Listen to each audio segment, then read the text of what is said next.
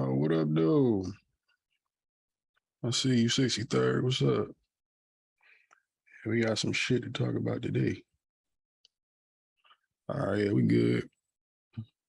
Everything straight.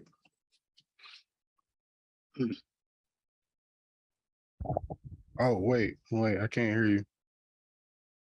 Did you turn on? Did you hit mute? We good? We good? Yeah, there you go. I was about to say, All I right. couldn't hear you. We good. Fucking mic piece be fucking up. Yo, we good. We around the world. We heard. Yep, we live, man. Everybody in Europe, where all my people, my European people's at, all my Canada people's at, all my Asian people's at, all my penguin people's at. Nigga, the penguin peoples? Who the fuck is the penguin peoples? Nigga, you know there's at least one penguin somewhere in Antarctica that happened to find some stupid motherfucker's iPhone, and the last thing he was listening to was us. And now that penguin subscribed. I can feel that. You know what I mean? You can't tell me you can't get some Wi-Fi in Antarctica. You can't tell me that. I mean, they definitely got it.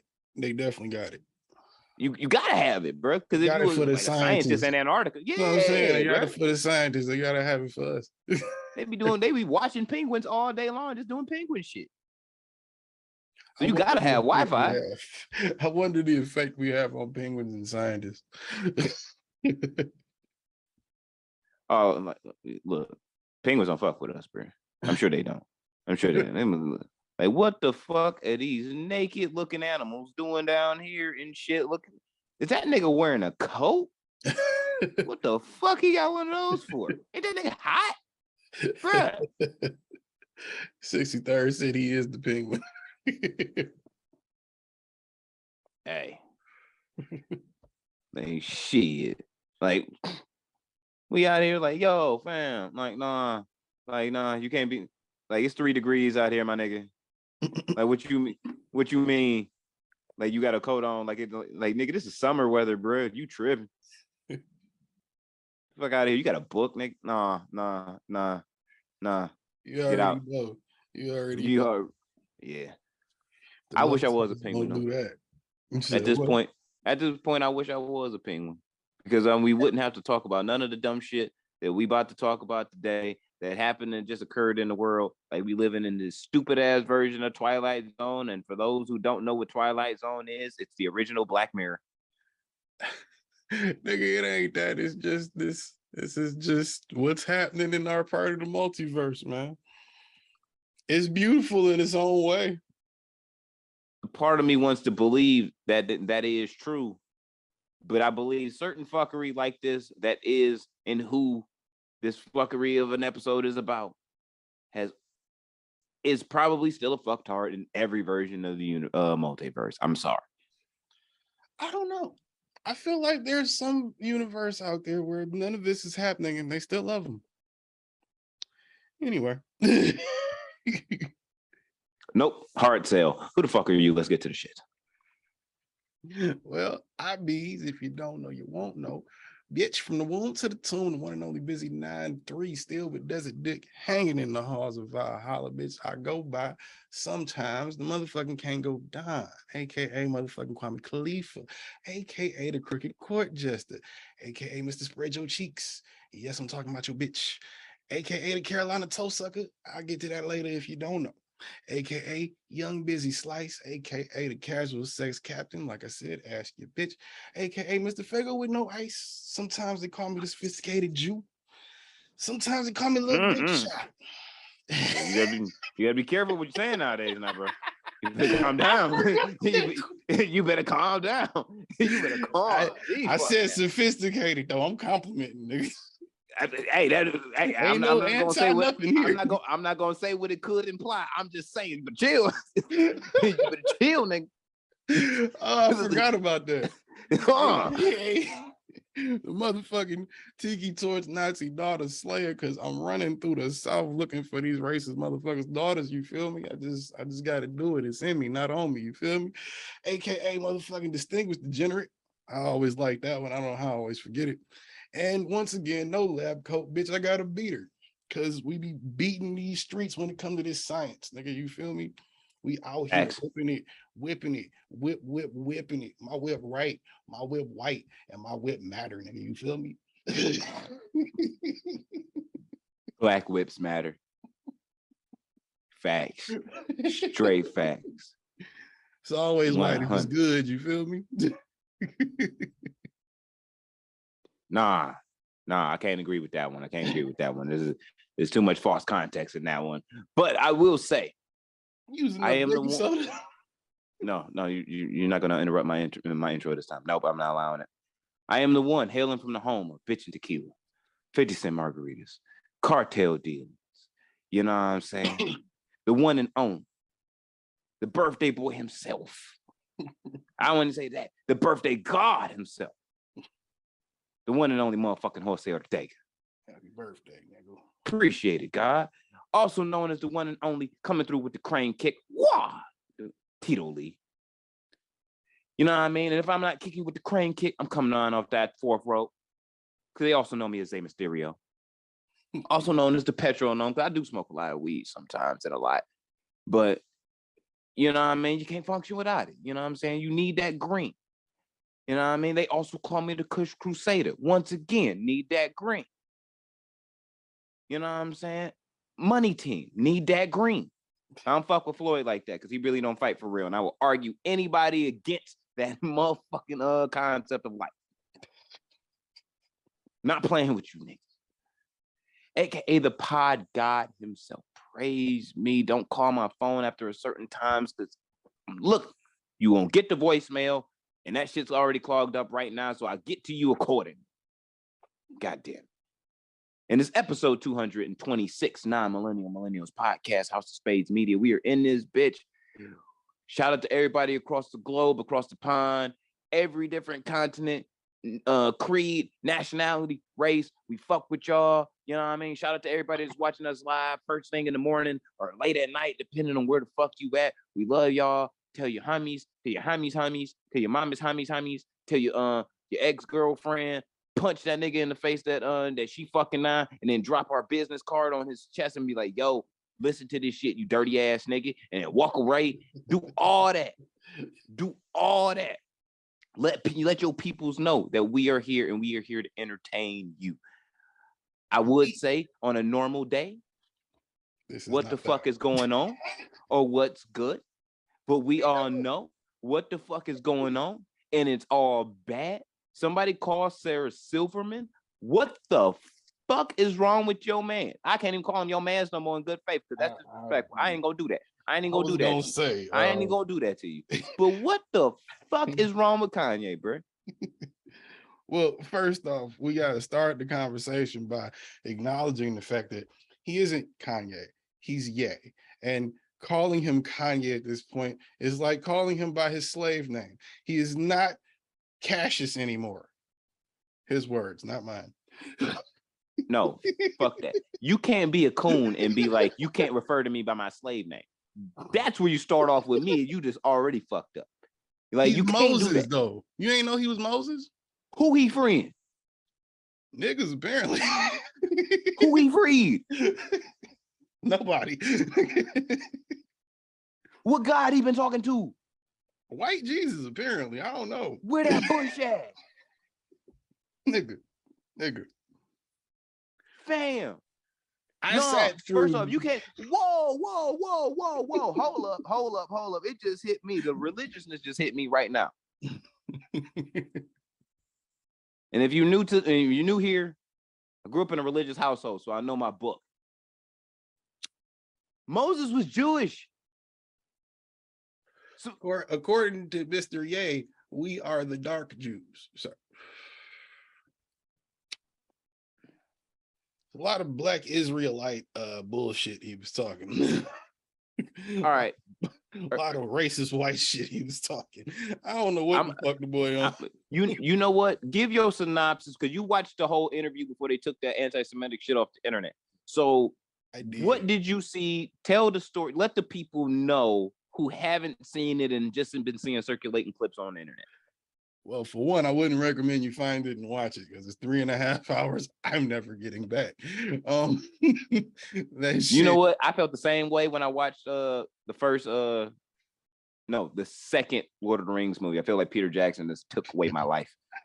I understand where you at. But like legitimately, like nigga, it was. I by the time they wrapped it up, all I could say was nobody needed that. Kanye didn't need that shit. Nori didn't need that shit. Revolt didn't need that shit. Nobody needed that shit, bro. I think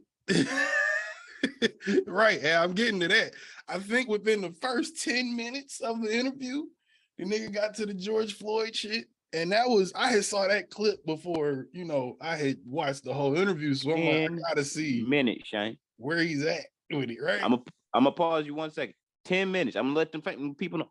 10 minutes. Not 5, not 45, not an hour and a half out of a 3-hour interview. This nigga came in on the pregame shoot around. On that. Nigga. Continue. I just want to highlight certain things, but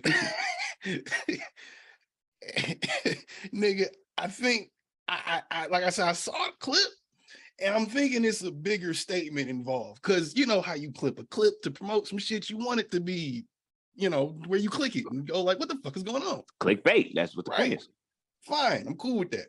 I thought there was a bigger statement there, and it wasn't. That was the statement, and it was like, it kind of, and you know, niggas is sitting there drinking and smoking. This drink champs, niggas is sitting there drinking and smoking. So it's like they kind of just.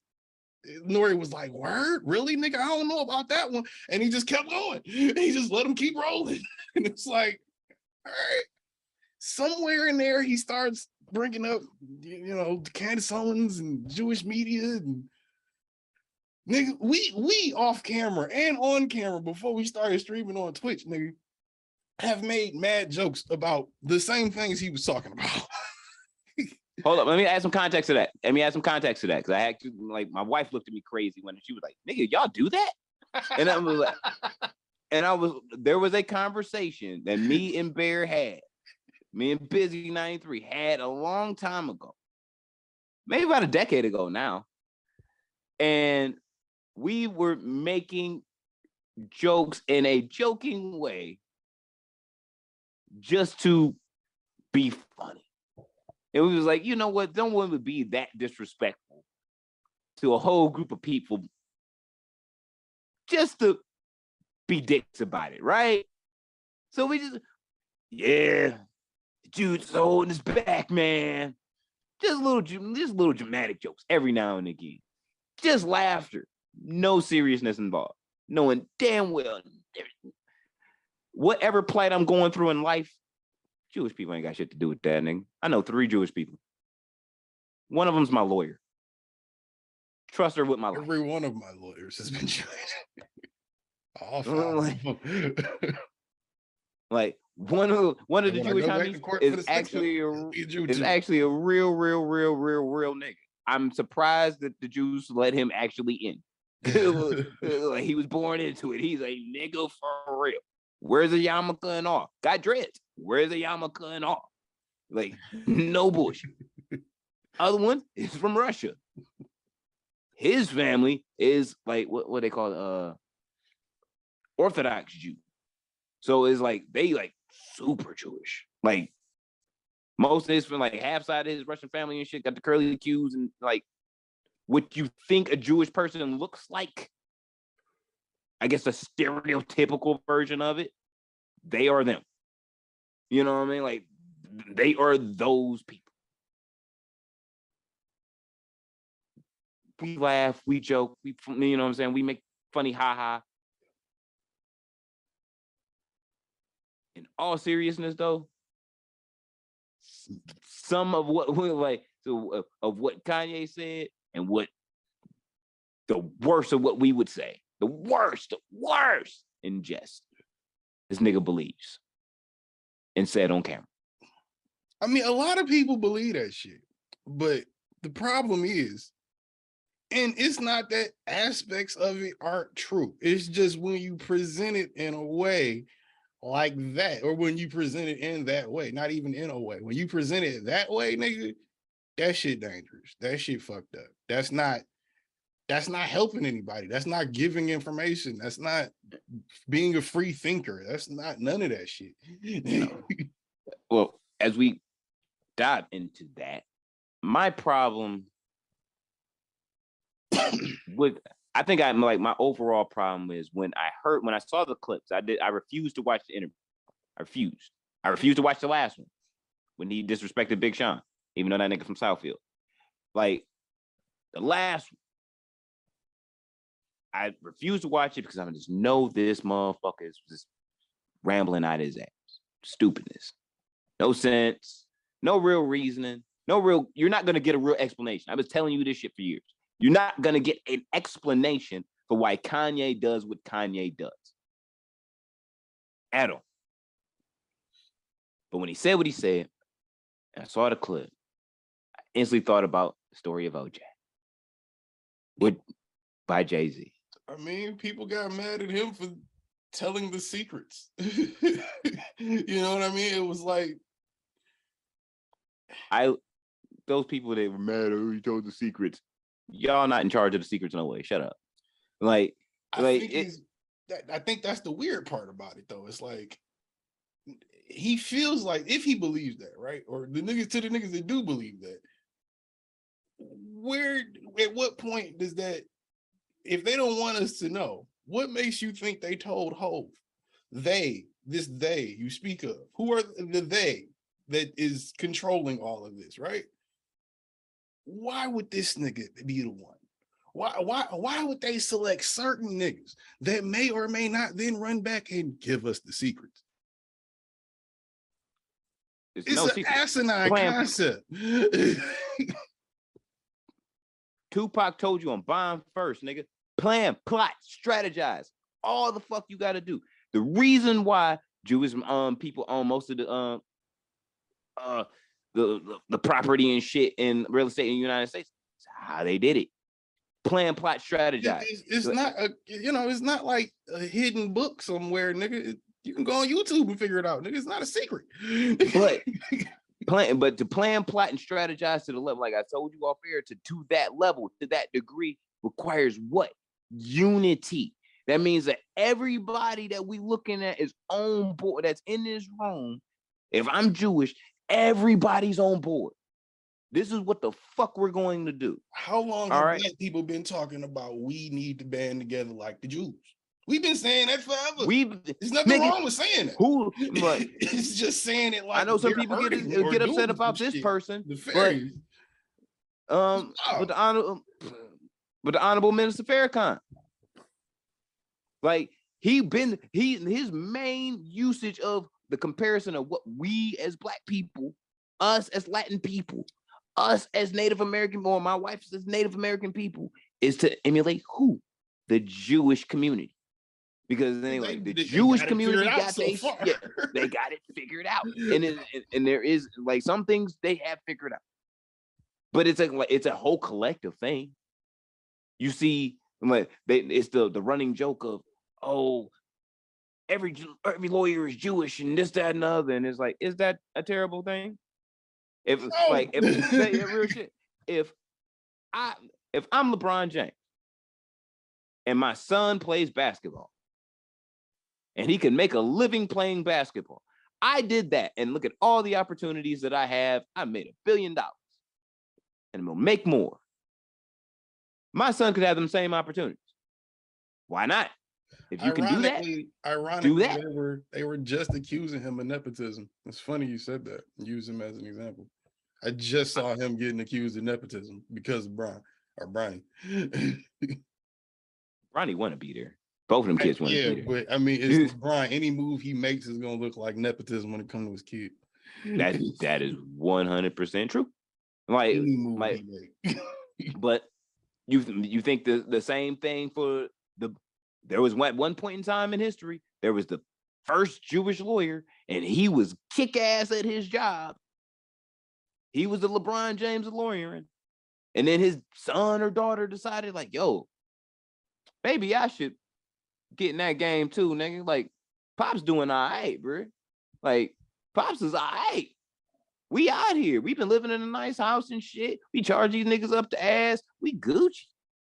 I'ma do that. And then she like marries a fucking construction worker. And then has children. And she tells her kids, like, look, nigga, I know your pops is making some money, but I'm the nigga that's making money in this bitch for real, for real. So if you really want to motherfucking make some money for yourself, pick up this fucking law book. And then you carry on. And then before you know it, you have this huge branch off of law firms that are all connected to each other by genealogy. And you might say 100 years later, 18 law firms. 1,000 years later, 18 law firms, 20-something law firms, all relating back to the singulated point. And there's one single point when it was like, yo, this is what the fuck we gonna do because we have the power to do what we want to do, the capability to live wherever we want to, financially stable, security, and we respect it within the community. Why the fuck not?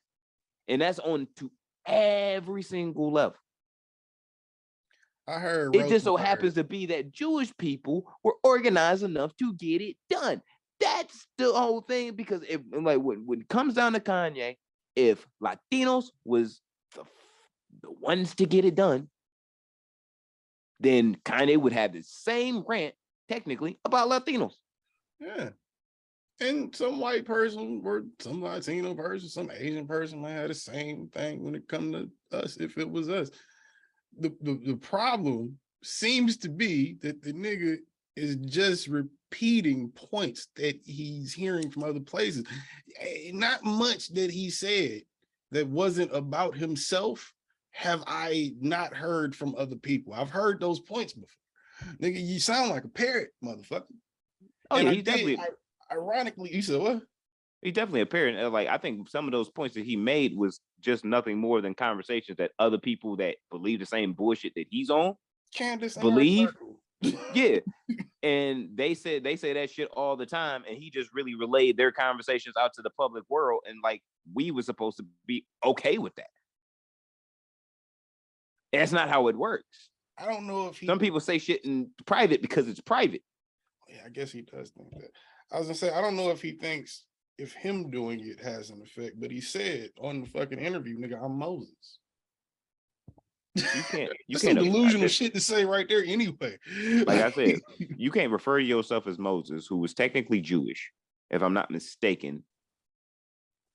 I mean, there's an argument that blacks are, black Jews, that we part of the people that he was talking about. There's an argument for that. Cool. Look, I refuse to disbelieve that. I refuse to disbelieve if there were slaves in Egypt that were Jewish, that there wasn't black Jews. It's fucking, and Egypt is in Africa. So I refuse to believe that there wasn't, you know what I'm saying? Like I refuse to believe that, you know what I mean? So you could say like, whoa, what the black Jews did or the white Jews. Guess what? Jewishness is Jewishness is a culture, like a religious group, a way of life. So it means just as much as Muslim or being Christian, you can be black, white, Asian, whatever the fuck. You know what I mean?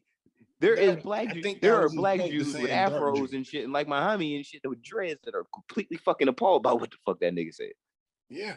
And that's the thing. It's not like, nigga, he didn't help anybody with this shit. He didn't help himself. You definitely not helping no niggas, even though really it don't affect us to the point where, our everyday life is affected by shit he does and says. He just makes himself like deeper and deeper into this hole. I saw Dame talking, nigga. Dame finally said some shit, and Dame said what I thought he said. What I thought he was gonna say. The nigga's sick. Why are we treating him like he's anything other than sick? Especially for those of us that were fans or are fans or used to be fans.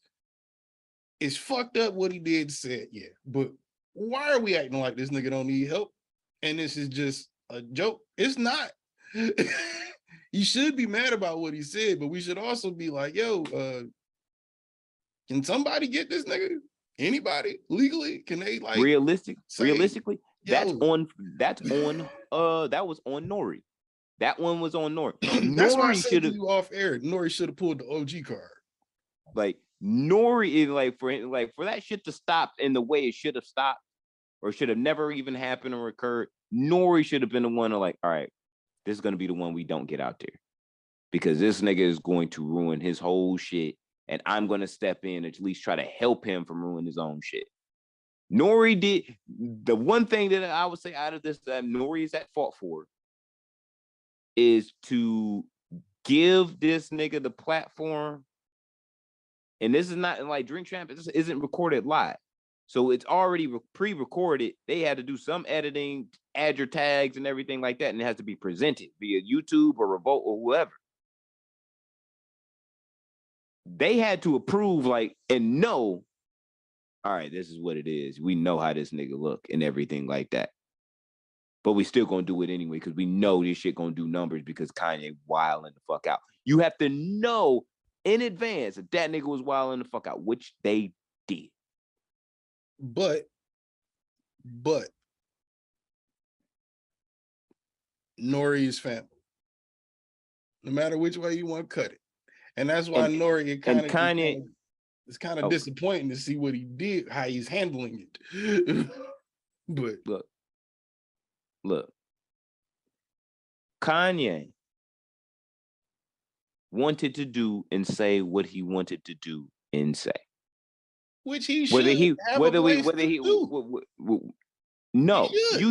You should not just have just because you are a human being should not mean that you have the all in all gall to just say whatever you really want to say whenever you want to say shit. That does not mean that you can, but you should not have that. Everybody should not have that public platform, and that's just real. You can allow somebody if it's not created by you. Have you looked at Twitter, nigga? Everybody shouldn't send tweets, but they do it every fucking day. There are some really dumbass tweets out there. Niggas should not have a phone. Completely stupid. But they feel I got just as much right as the nigga saying it. Any other nigga. Bodie James album, Fair Exchange, No Refund. Check it out. This nigga, there's a point where his homie is talking to him on the phone on a jail call, and he's like, nigga, just stay. He like, just promise me you stay out the way, bro. Just promise me you stay out the way. He was like, cause you matter now, cause everything you do matters. When you don't matter, no one gives a fuck. Like you can, if you reach 5-15 people who actually pay attention to your tweets, you're just nobody. Matter of fact, I do more than that. Let's say 50 people look at your tweets. Saw your dumbass tweet, whatever you saying, whatever you believe, whatever. Nigga, that's 50 dumb motherfuckers that actually care. If they do care. You know what I mean? Like, there's billions of people on the planet. So you really not really influencing that much. You know about it. Doesn't really matter that much. But when you are somebody who has a platform, you have a fan base, nigga. There is a multitude, millions, if not billions of people who was like, if Jay-Z does a Drink Champs, the world is tuning in, son. That might as well make that shit a pay-per-view. The world would tune in. Just because it would be, and realistically, it would do more for Nori than it would for Jay. Obviously. You know what I mean? You bringing billions of people to this platform. And that's what happens when Kanye comes. It's doing more for Nori. It didn't do shit for neither one of them. This time around, it didn't do shit for neither one. It hurt. I told you, that's why I said I'm disappointed in how Nori is handling this shit. Because it's like, you can't give a nigga a platform. Like the nigga, you can't give a nigga a platform and then take it away. Whether you niggas want to argue about him, you shouldn't have aired it. That's the point. Not even that. Should have live streamed. That would have been your way out. You could have live streamed, just been like, I couldn't edit it. This nigga just said what he was saying. I was fucked up. I did it. It would have been way better. But The fact you did the promo, nigga, I'ma own the weekend. I'ma do this, nigga. You sat through all of I that. saw the tweets. You did all of that, and then turned around and said what? I'm sorry. I didn't even realize he was saying shit like that. Like I was drunk, bro. Like come on, Nori. First off, you throwing Kanye under the bus, which that's fucked up because he need niggas right now. He need niggas that love him right now around him. Niggas that love him. Niggas that love him. Let me get to my point. Just cause Nori be drunk and high and shit, and he eat good food and he just be happy smiling because he got new teeth and shit, does not mean that nigga love him, bro. I'm saying Kanye loves him, nigga. They family, nigga. I don't think Nori, Kanye and Nori, nigga, they look at each other like family. I'm sure, nigga. The nigga named Matt for his kids. He fucking does everything, for the nigga he can. He fucking does everything for him he can. I would call that a real relationship with a motherfucker. That's a motherfucker who, if you're my friend and I call you my family, and especially if I know you fucking named your kids after me, nigga, or one of your kids after me, motherfucker, I'm not gonna let you do that to yourself, bro. Even when I sober up and watch the edit, nigga, I'm not about to promo it like that. Like, and that's why I say he should have played that OG card and just been like, yeah, I'm gonna put it out, but dog, you was wilding, nigga. You can't do that. But then you can't turn around and go apologize, throw him under the bus, and then be like, I mean, hey, I'll bring on Dr. Umar, nigga. I'll bring on Sean King, Killer Mike, nigga. Anybody pro-black, I'm pro-black, nigga. We know that. The problem is your ass not fucking standing by what the fuck you did.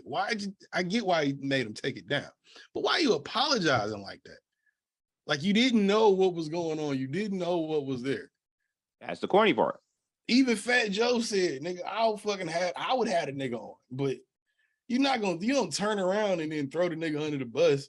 And then he turned around and told on Diddy. Said Diddy called him the first time and just asked, did Kanye diss him? It's like they asked him, did Diddy give a fuck? It was like, why would you say that? It was the first phone call. What are you doing? Look. Told you, I think Nori a little wild, bro. Like Nori is a little wild. But I think Nori is a little naive to the fact of what his platform can do and has done. Oh, you know what I mean? Now. Oh yeah, he knows now. He's aware. He out here praying niggas don't cancel his ass. Yeah, like he's aware now because he's like, oh shit, niggas gonna cancel me. Like I didn't think I was famous enough to be cancelable. Nigga, I thought I was just cool with black people and shit. These niggas trying to get me all the way the fuck out of here. Yeah. Everybody coming for you now. That's the funny shit. White people was surprised that black Twitter was pissed off about it. Like, yeah, nigga, we don't. Yeah, nigga, cause real shit, black Twitter don't fuck with Kanye. Black Twitter do not fuck with Kanye. We do fuck with. I'm saying we did fuck with Nori. So it's like, yo, you can't do this and do because when Kanye went up there and was like Big Sean, the worst nigga, the worst thing I ever done was sign Big Sean or whatever. That's black Twitter drama and shit. That makes black Twitter go. That's that you know what I mean? That makes black Twitter go, yeah, supersonic speeds and shit. We going ham with the Twitter fingers. But when you give someone like Kanye the platform to freely speak, that's a problem. No, it's not. He should have a platform. He should be criticized for saying this stupid ass shit out loud if you feel comfortable enough to say it. He should be. Niggas is gonna tell him stupid. The difference between now and earlier in history is niggas will tell you stupid. That look dumb. But the anti to that is like today I went on Snapchat. Bitch, I follow with a fat ass. Just go on to Snapchat, follow the subscription just to look at it. Go ahead. Normal daily shit. And she had a whole Kanye is right. Y'all just not hearing it. And I was like, oh no. Next snap. Not only is like Kanye right, he the chosen one. Oh shit. Next snap. Kanye is the God. Oh shit. Next snap. Yay, 2024. Next snap. We lost her. Titties. And then I was like, yeah, nope. You lost me there, bitch. It was kind of like, what? It was that perfect psychological twist for someone like me, where it's just like, all right. But I just want to just know how you feel till at the end of all these posts. I just really want to know. You said, yay, 2020, then you show titties. And it's like, nope, titties ain't good no more. Sorry. Delete. How your titties get a bum rap? God dang. I'm just saying, like, you gone. You like, I was like, yo, but you give people these ideas and shit. And there are stupid people. There are follower people. There are people that are easily influenced or so openly minded to where they do dumb shit like believe shit that there's no reason on earth for a reason why you should believe it. None. Yeah. But it's the super broad possibility or the super broad looking into the good in someone or what they could do with their platform because they sell so many tickets. They make these type of TV ratings. You can't do nothing about the world you live in, though. You can't do nothing in terms of that. You can't change the fact that that's what people react to. That's how you get attention, nigga. That is. I mean, what I'm saying is like but if you take some of these views away, you don't have these dumb motherfuckers to influence the shit. Yeah. When you say when I heard the Jews are gatekeeping the entertainment industry. Yeah. Yeah, and I heard Rosenberg on Hot 97 talking about that part. He was like, nigga, after the Holocaust, most motherfuckers made it their business to go to Hollywood and motherfucking get into entertainment. Yeah. And I'm gonna say, and when was it? Shortly following that migration, Hollywood became a thing. They was producing some of the best movies and some people debate some of the best times in cinema history. Like, yeah, I guess collectively and unionized, you decide to do something together, whatever, to come up from a terrible fucking time, especially being shitted on continuously over history. The Holocaust isn't that fucking long ago. It's not, nigga. It's less than 100 years ago. There's people alive that still are experiencing, like, that were there to experience and see some of those things. Granted, though, his point, as I think about it and we talking about it, his point might be that those same Jews that did that, yeah, they did it, but they stepped on a lot of black people and didn't really give a fuck about us or help us out while, they were building that wealth and doing that. You can feel a way about that, especially as an artist. But you're Kanye West, nigga. You're in a position where you can do whatever the fuck you want. If you want to help out that bad, you ain't got to walk around doing this shit. If you want to change that shit, be a nigga that don't fuck over your artists when you fucking sign them at good music and then turn around and talk shit about them when they want to leave. Like, you know what I'm saying? Like, stop, buy your fucking masters back. I know you can afford it. Like, what? Look at Jay-Z. Like, look at Dame. What are you doing? You're just crying about nothing. Jay and Dame's framework for everything that they shaped is kind of like, oh yeah, the gatekeepers were telling us no. So we said, fuck it. Because at the point in time, we needed the gatekeepers to fund what we wanted to make happen. They said, no. So we used our own money and did it ourselves. And fast forward a couple decades later, Hove is Hove. He is a gatekeeper. He can make something go or not go. if he want to. When the nigga moves, Beyonce's the same way. Niggas talks, niggas listen. Yeah, Beyonce's the same way. Guess what? Blue, one day she's gonna be a gatekeeper. Somewhere in some, like, it's probably some form of entertainment, fashion, or whatever they probably involved in, or some type of business. Because she didn't because it's family growth, unity, unify, plan, plot, strategize. You cannot be mad that certain people do that shit. And then, like, a massive people have done it to the it's a master class. Even normal American white people don't got a power hold like the Jewish people do, because they can't stay unified. We can't stay unified, at least enough in a positive way to at least everybody can fucking get money. Yeah, but that's what that level of trauma would do to you when the motherfucker tries to exterminate you and you still remember. Yeah, that's a lot of the problem with niggas. We don't really remember. Shit is far removed.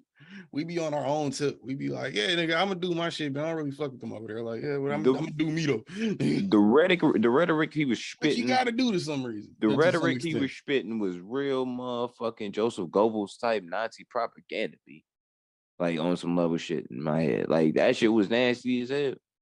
Excuse me. I don't even think the nigga. Like, I'm not gonna say that, but I'm gonna say that's the shit. That's the shit. He's not that smart, nigga. No, he's not that smart, but he's that ignorant to believe such thing to be true. Doesn't mean it might not inspire the next motherfucker that might be smarter to actually conduct itself a way of happening. I don't know if he believes that. And when I say I don't know, I mean, yeah, I don't know personally, but you just saying that shit and it literally not being your own thoughts, word for word at certain points, nigga. I don't know if I believe you believe that. I think you just might think that shit makes sense. And so you saying it because you either want to test the water or you just think that that's just the shit that's gonna make shit rock. Nigga, he said during the interview, nigga, I'm lit. Who more lit than Ye when Ye come out? I'm lit, nigga. Oh. He said when Ye come out. Not in general. I was gonna say ho. And this is the same interview where he turned around and said, what's the name? Drake is the greatest rapper alive. He said he wished, that was the other shit on the artist tip.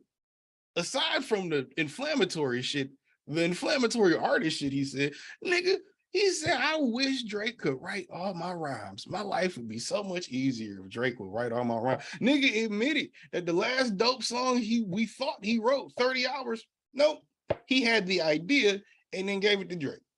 And Drake wrote the rest of that shit. This nigga ain't even been writing. Drake been writing his shit while he been beefing with him. How does that make sense? How? That's why Drake be mad. Like, what the fuck are you talking about? Like, nigga, how the fuck you mad? I wrote the reason your album is finished, nigga. Shut up. Like, wow. That shit blew me. Like, niggas just over because of all the other shit he said. Niggas just kind of overlooked that part. And he said it like maybe 2 hours into the interview, but it was like, excuse me, what did you just say? Nigga, you said he wrote what? Nigga, and 30 hours wasn't huge, but that was like a good song. That was like at that time, that was on Life of Pablo, nigga. It was getting rare to have good songs from Kanye. As it is today, very rare. I haven't heard a Kanye song, like a whole Kanye song, like his song, since Nigga, so that's like about 5 years ago. The last song that stood out to me was on Donda, which was Jail with Hov. The rest of them are pretty forgettable. Look, that nigga is not Hov. He is definitely cancelable. He's not respectable. Not at this point. That's why I say, bro, we gotta stop with that joke about me. Fuck, like I can't support this nigga, bro. Yeah, I can't support this nigga, dog. He is an ultimate super coon. Dare I say? Actually, I will say. I will say, he is a bitch ass nigga. No, bitch ass coon ass nigga. I was just saying. Like I always feel bad for pushing these. We are recording this because I don't want to actually talk about this on the day of my birthday, which is technically the 21st, depending on where you're at. It might be the 22nd, who knows? But yeah, the day of here, it's nighttime here. No, I don't want to talk. I don't want to think about this thing. He is pitiful, bro. He is disgusting, yo. Yeah, that's an understatement. Who wants to be around a person like that? You would think someone that has taken so many consistent personal L's within the last year and a half. You would snap out of it at some point, right? You would be like, yo, man, maybe I'm just wild, bro. Maybe I am wild. And Push not telling. I'm sure Push just told him. He just like, no, I'm not. All right. Push might quit. So I say I always feel bad for pushing these situations, man. Because he's the one that gotta go like, I gotta walk outside, nigga. Like, you know that, right? People associate me with you, you fucking idiot. When you stop making my life hard? Push might quit. Cause real shit, I know Push is always gonna get a bag. He about his bag. I don't know. Him and Ye make a good team, bro, with beats. Him and Pharrell together, dog. That's still album of the year to me. Pusha T album? Yeah. Nigga, you gross. Fuck out of here.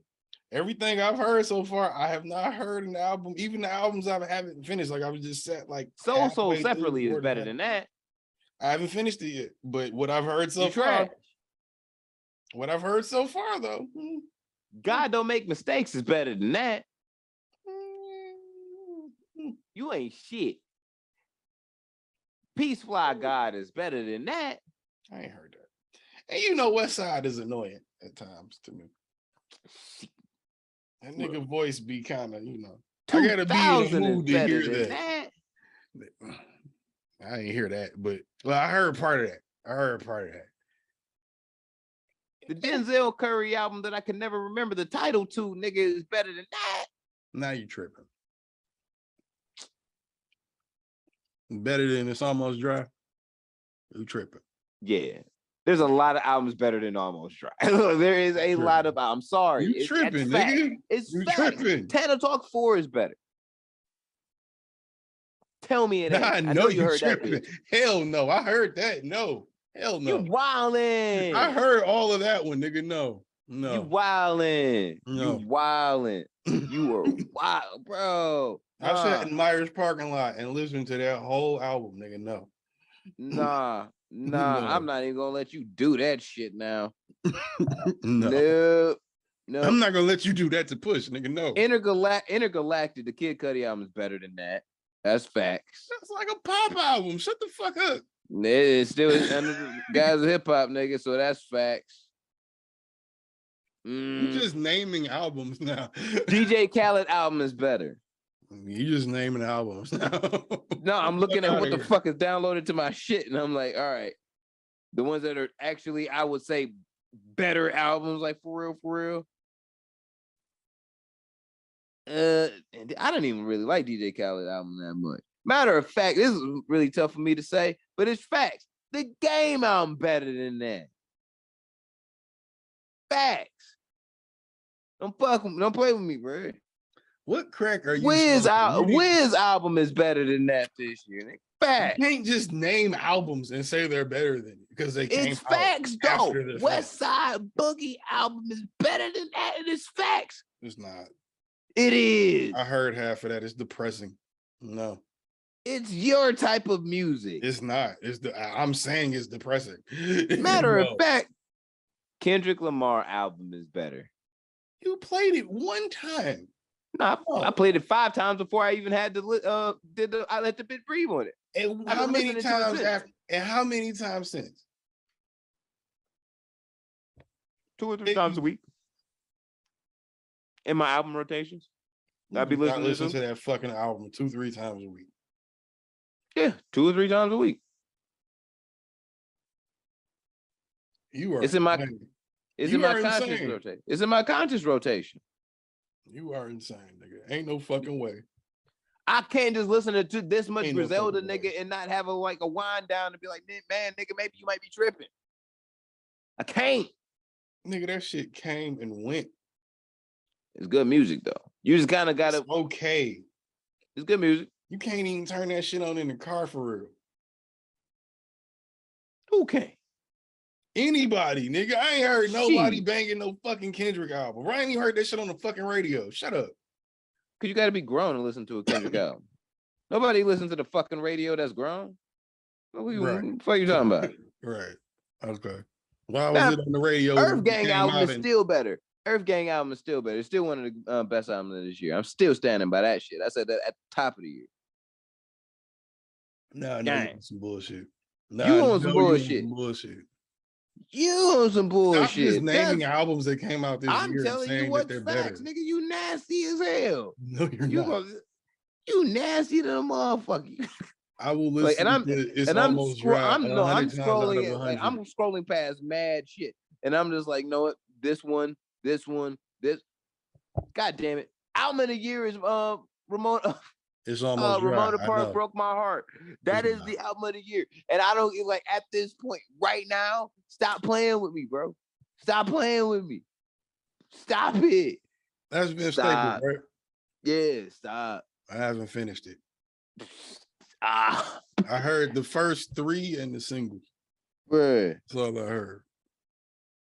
I'm not even gonna. But until then, until I can find an album where I want to finish it because it's that good, or because that's why I be turning shit off because I get bored of it. Nigga, let me find something that's better than Pusha T album, and I'll believe it. But I haven't. I can still turn on that album from Brambleton to that damn Pray For You song, and it's fine. That doesn't win a Grammy, I'll be very surprised. The Grammys don't mean shit no more. We've established it. Stop saying that just because not Drake want to protest and then Hov is protesting and fucking no. Was it Kid Cudi? That was before protesting. That to me, nigga. The Grammys didn't mean shit no more. When Macklemore won all them goddamn shits over Kendrick Lamar, hip hop community was pissed off. It took that, nigga. Not the fact it was only the 5th year it had ever been on fucking TV. Didn't pay attention to it that long. So you didn't really care anyway. That's my point. No, I'm saying like didn't on care TV, about the Grammys, nigga, until stop it. No. Yeah, because I played metal at one point in time in high school and shit. That shit not televised. So it was like, yo, if we get one, we get one. If we don't, I didn't really care.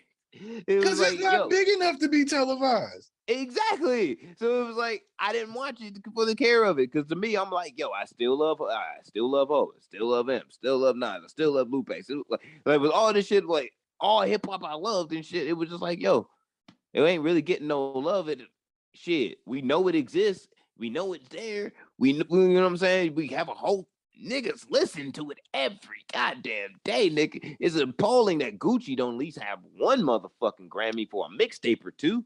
Like, because it's not a mixtape fucking category because they act like it's not real. Nick, if they started acknowledging hip hop like long before now, they probably would be. One day there probably will be a mixtape category. Mixtapes are dead. And we can bring them back. You can bring them back. Niggas do mixtapes. Like at this point, what's the point though? Like everything that motherfuckers is doing now that's not on a label, I consider it a mixtape now. Independent or not, because that's really the way it's kind of presented. Because they'll be like, this line, this one, this one, Ain't nobody trying to and it'd be like, this is the album. And it's like, yo, nigga, you just released fucking 4 projects on 14 songs a piece. I thought those were albums. Like, no, this is the album. Nigga, for new artists, ain't nobody trying to make no fucking mixtape that's long and trying to do that shit. Ain't nobody trying to sit through that shit. Most niggas is gonna make singles. And then they catch on and then you might get an album. Streaming kind of killed mixtapes, nigga. Cause you just gonna go look up the single. You're not about to go and stream a nigga you never heard of whole shit. Unless you heard a single. Yeah, but you heard something you liked first from them, right? You didn't just see a nigga's name and then go to the album and just be like, oh, unless you was having one of them days where you just pick a random nigga like I do. Oh no, I do that. I'll go in a new music. I'm probably gonna do that as soon as this podcast is done. Go into Apple Music, pull up new music, nigga, and depending on what genre it is and genres that I fuck with, I might just pick on your album cover and listen to that's the what I first do. song. Yeah, I will pick up your Or album name cover. the name of the song. And I play the first song. I don't play the star song. I play the first one, and then if you can get me through the first one of your intro, the second one. And that second one for sure is going to sell me to whether I'm going to add this to the library for later or no. And then I'll keep it pushing. I got to put on to plenty of artists that way, just by that doing just that. Yeah, that's what I be doing. Sometimes when I'm door dashing, because I get tired of listening to my same playlist or just rappers all the time. I just go hit new music and just look for the best looking cover or the weirdest looking song title or something like that, and just or somebody I know that's featured with them that I never heard of, and just boom. Matter of fact, the Dave East, same way. I heard of Dave East. I think I might have heard a song of him in passing, and this is before he blew up. This is when Kyrie Chanel came out, and I scroll my, I'm like, Dave East. Nigga sound familiar. But the way the niggas, like, the album cover was with, like the New York City and shit, and, like, in his face and beard and everything, like, I thought that shit was dope. Right. So I'm like, that's hard. I'm gonna check that out. I let that shit sit for 3 months in the library. Forgot about it. It caught on to the streets. And I heard Type of Time just in passing. I'm like, that's hard. The fuck is that? Looked it up in my library. I have it. And I listened to the entire thing. It was like, yo, been a fan ever since. I'm like late to the party, been a fan ever since. But I give new artists a shot. Like, that's just me. Nigga, Pusha T got the best album of the year. And that's a goddamn lie. I just feel bad for him. That's a goddamn lie. It's not. I just feel bad for him when Kanye lie. wows the fuck out. It's not. I just feel bad for him. Goddamn lie. There is not even a sensible fucking magazine or what they call it, IP now. Like that's pushing like, yo, that in the top 5. Like, what are you talking about? Complex not even that stupid. Since when was Complex smart? Or XXL? Who gives a fuck about XXL anymore? Or The Source? Who's checking those for rankings anymore? Do people still do that? Ain't that? People still do even that. Them. That's not even an accurate fucking website. They let anybody post on there. Nigga, no. But they still have a department that releases their top 5s and top 10s or their top 50 Nigga, projects we could do that every week. We could do that every week. Could. And call it official. What I'm saying, of the people that people go to and all that shit for that, they not releasing that neither. Only niggas that matter is the Grammy board, sir. It's really, you know what? I would say this. I'm not album. It sounds like I'm shitting on Pusha T because through this whole Kanye shit, Pusha T is the only person that I really feel sorry for. Well, in the Kardashian family, I can't believe I'm gonna say that out loud. But yeah, like I feel bad for Push, Kim, and her moms and all her sisters and them and his children. That's who I feel bad about. Because Pusha T probably would did just like we doing right now. Because every time they're because now we record technically on a Thursday going into a Friday. Usually it's on a Friday going into a Saturday. Push probably, you know what I'm saying, chill with his bitch, chill with his wife and shit. Smoked a little bit of weed, chilled out, smoked a little bit of drink, just went to sleep on a smooth Friday night, nigga. Was like, I had handled all my business today. We made some millions. We doing some big things coming up, nigga. I'm feeling good. Woke up, nigga, to his phone going off like, this nigga said what? And he had to walk around for the, you know what I'm saying, into good music, knowing that somebody he gonna have to talk about this whole shit. You're gonna have to talk about all your people, all the main peoples upstairs about the shit. You know you got to. What the fuck is going on? But every intern and shit is walking by with their carts, and the male guy's looking like it's gonna be a rough day for you, man. Like, if the male nigga look at me like it's gonna be a rough day for me, I'm gonna punch that nigga in the face. But that's like exactly how Push got to walk in a good music office, because this nigga decided to wild out. How hard is it gonna become much harder for him to do his job and be the president of good music when the owner of good music consistently just does and says the dumbest shit humanly possible? I have no fucking clue. But he does it, and he does it well. Can you? Who the fuck is good music signed? Do you think Kanye really wants to sign that many people? That's why they haven't signed anybody. You think that's on Push? Nigga, nigga, you might as well just be recording music in your fucking got a closet. lot of niggas. This nigga might as well go full narcissistic asshole and just start recording shit in his closet now. He's working because on it. because nobody wants to work with you, and just go back into the 2008 days and recording in your closet and in hotel bathrooms and shit, because it has good acoustics and you the only person to press the button on the MacBook because everyone hates you. You don't need that sometimes. I'm gonna say you don't need Push for that. You don't, like, I'm sure Push is willing to take the check, but nigga, that's on your resume. That is. No one, he's not handing a physical resume to people like, I need a job. No, it's like, I know you used to work for good music. Matter of fact, I know you used to work at good music and you was there for a long time. You was kind of buddy with Mange. When Kid Cudi with pink nail polish gave that nigga the bird and walked out of that bitch and said, fuck that nigga, I'm out. You was still there and you was just like, that shit. I think with the success of his album and the fact he's gonna win a Grammy next year, ain't nobody gonna be looking at that shit, bro. He not winning. That's not winning a Grammy, bro. Nigga, First off, what was it? The New York Post or the Wall Street Journal? Yeah, it was Wall Street Journal. Just wrote a whole article about him and that album and how great it was. I don't want to hear that shit. I don't want to hear that shit. Nigga, you brought up hot new hip hop. Shut the fuck up. Niggas on the Wall Street Journal.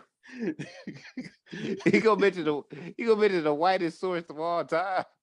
Hey, who's streaming the most, nigga? Yeah. They don't even know nothing about hip hop. Shit, they don't know that was a good album, nigga. They don't know they have a hip hop department. They got a real nigga department, apparently. You gonna ask a nigga from the Hamptons to report to somebody from Newport Beach? That shit nasty as hell. Oh shit. Oh, did you see Kanye? The person who wrote that article has his father has a cabin in Maine. They go there every summer. It's a great time. And they probably banging Pusha T in that bitch, nigga. Banging old Clips records and everything. Acting like Push ain't lit out here. Look at your ass. You been holding Push this whole fucking pocket. What's wrong with you, dog? Look, bro. What's wrong with you? At this point, nigga, if you standing next to Ye this long, you gotta take some shots too, bro. I'm shooting at you too. I'm sorry. Yeah, well, that's everybody.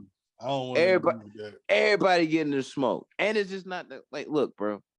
That album Daytona was fire. Like 1000%. I'm not rolling with this one. Like, album of the year worthy. I can't do it. Can't do it. Nigga, it sounds like Daytona Part 2. What are you talking about? He should have just let Pharrell produce that whole bitch, bro. What does that have to do with anything? Kanye can still make beats, nigga. Yeah, but the Pharrell songs are better. I don't know. That rock and roll joint is one of the best ones on there. It's a good joint. I ain't gonna lie, but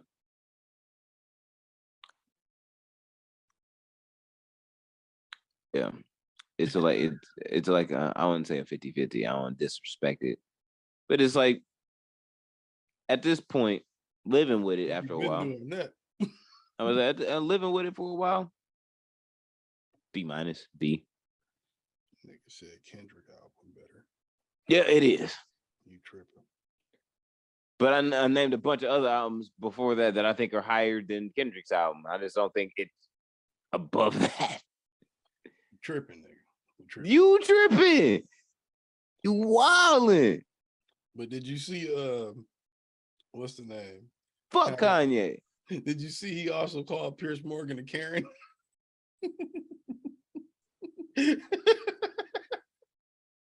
I almost forgot about that. Nah, I got one better for you. Did you see when he went on Cuomo's show? Cuomo got a show? Yeah. Since when does Cuomo have a show? Yeah, he got another new show and shit, doing the same shit. Andrew Cuomo, the nigga that got fired from CNN. Yeah.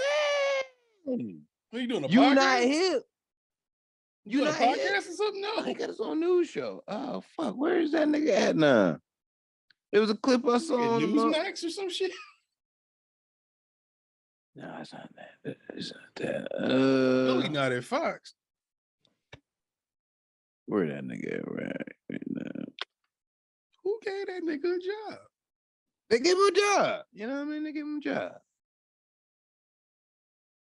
Well, he ain't really do shit but hold not his the brother governor. down. Not the governor's brother. That's what I'm saying, he ain't really do shit but hold his brother down. Chris Cuomo. I'm sorry. Yeah, Chris, not Andrew. Yeah, that nigga at damn News Nation. Wow. Yeah.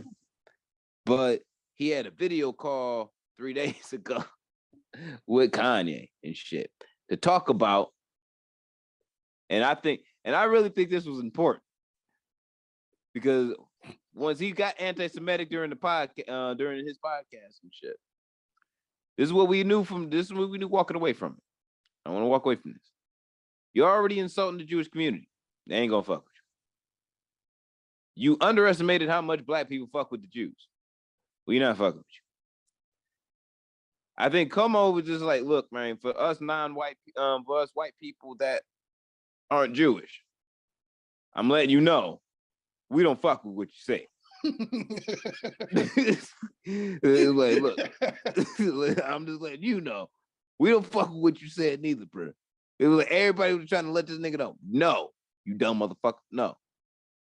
And Kanye went on a whole rant about, and like, Como had to interject plenty of times because it was like a 20-minute segment.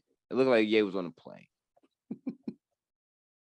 And he was trying to explain why what he said was right. And he was like, you don't understand that they have these clauses in the contract. And that's what leads us all trapped up and and Chris was like, yo, no, like, no, nigga. Like, he was like, I'm trying to tell you. He was like, I understand what you're trying to say, but don't you understand how what you saying is harmful and anti-Semitic? It's not anti-Semitic. You're like, no, nigga, it is.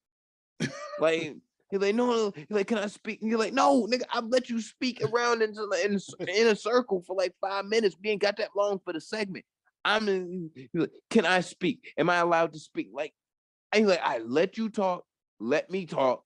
I'm telling you what is like how people feel about what you said and what is right and what is wrong on it, because you don't care. And it just went.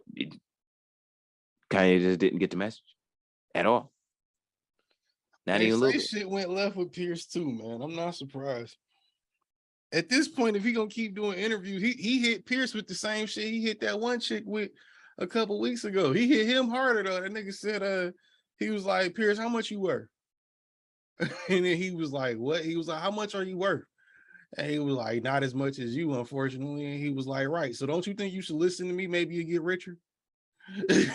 And Pierce was like, what? No. I don't think that's how it works.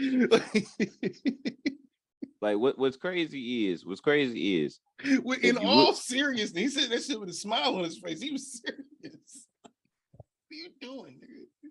What are you talking about? What's crazy about this shit is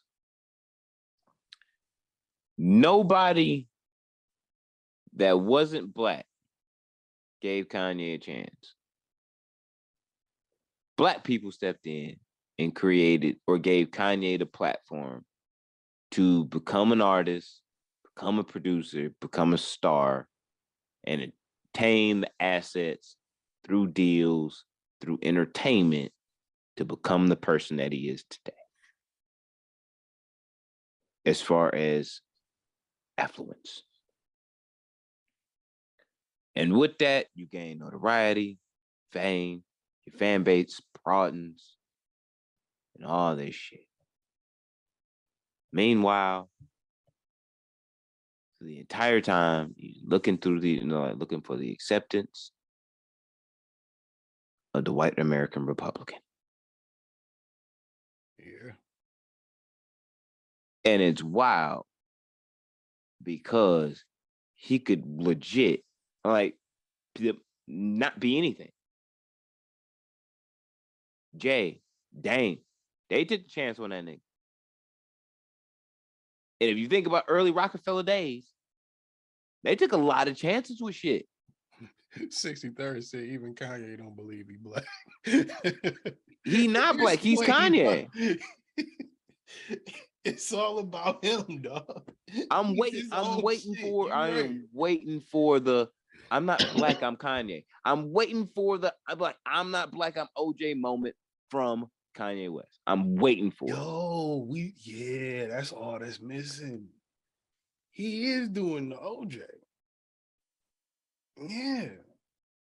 But he is like tripling down on the he is doing everything that statement said that OJ made. He is actually enacting that statement. Like he's making action of the I'm not black, I'm OJ. Hov next album gonna be fire, nigga. Oh, it's gonna be amazing. It's gonna be crazy. While you was talking about the Grammys, I wanted to be like, Hov gonna fuck it up, and I'm like, nah, nominations already in. That shit gonna go into next year. It's mid-October. Yeah. Well, if they keep it about the same time where they normally do, you know what I'm saying? COVID and got like schedules fucked up. But yeah, like I feel like Hov is he got some juice to let out. But that's fucking crazy. Kanye is trying to sell some shit to people that is like people don't need to sell, like need that. They don't need to buy that. They don't need to think about that. It's not nothing. You selling what they call it. You selling paper dragons, nigga. You ain't even selling no real product, nigga. You just out here selling fake shit. If niggas bought the work, they fucking want to give it back to you. Cause it ain't shit there. Can't make no money with that, man. Shit, feeling bad about calling for niggas not to do business with him. This niggas calling for Adidas to drop him. This niggas calling for no bank to take his money. This niggas doing all of that, dog. Yeah, we forgot about did we talk about that last week? About the bank saying no about taking his money? Yeah, we talked about that. Oh yeah, like nigga, you in a fucked up point when a bank saying that nah, we don't really want to fuck with you. That I'm like each and every like people can choose. Businesses can choose, especially because you are someone to not do business with you. Check it on pure facts. When Pablo Escobar's family was fleeing Colombia and shit, when shit was getting hot, he sent his family out, tried to get asylum, I think, in Sweden or Switzerland, one of the two. And the the DEA called and was like, y'all better not let them motherfuckers up in there. Yeah, we can't let you here. That was all right, buddy. Yep, can't let you here. Sorry. I know you don't sell a lot of what your husband sells is cocaine, I think. Yeah. You don't sell a lot of it here, but apparently the Americans have a problem with that. Even though we think they're dealing it. But Neither here nor there. We can't have you here. You got to go back. They was in limbo forever just because of, yeah, your husband blew up a fucking plane full of innocent people to kill one person. Like, just talk your way out of that one, buddy. Yeah, like, sorry, we might not want your presence here. Yeah, we might not want your presence here. We don't want your money. Yeah, we know you got it. You got like $1 trillion or some shit. I don't want that because it's blood money. Like, no. I cannot want your money because you are a fucking racist cunt nugget. No. I don't know, man. It just seems to be more and more a situation where he's unhinged, man. That's not really like a word you can use a lot, but he is acting as if he has no control over himself, but is conscious of what the fuck he's saying. He knows what the fuck he's saying. That's why when I just don't get it. Dame and them got to them points where I talked to him yesterday. He's not crazy. He's perfectly saying like, no, nigga, he's not okay. No, that's what Dame said that today. He said, I'm worried about the nigga. Oh no, the last interview when he was wilding about after Big Sean and shit, he was like, nigga, I talk like, no, he all right. He's A-okay, nigga. Yeah, but what I'm saying is, I'm like, yo, you might have caught him on a good day. On a day where it's like he not wilding out, he feeling good, he by the pool. You know what I'm saying? Like, got him a drink by him. Just got some dome from a bad bitch. You feeling yourself. Everything's all good. 100. No problem. Nigga said, once you gay girlfriend, you always gay girlfriend. Nigga.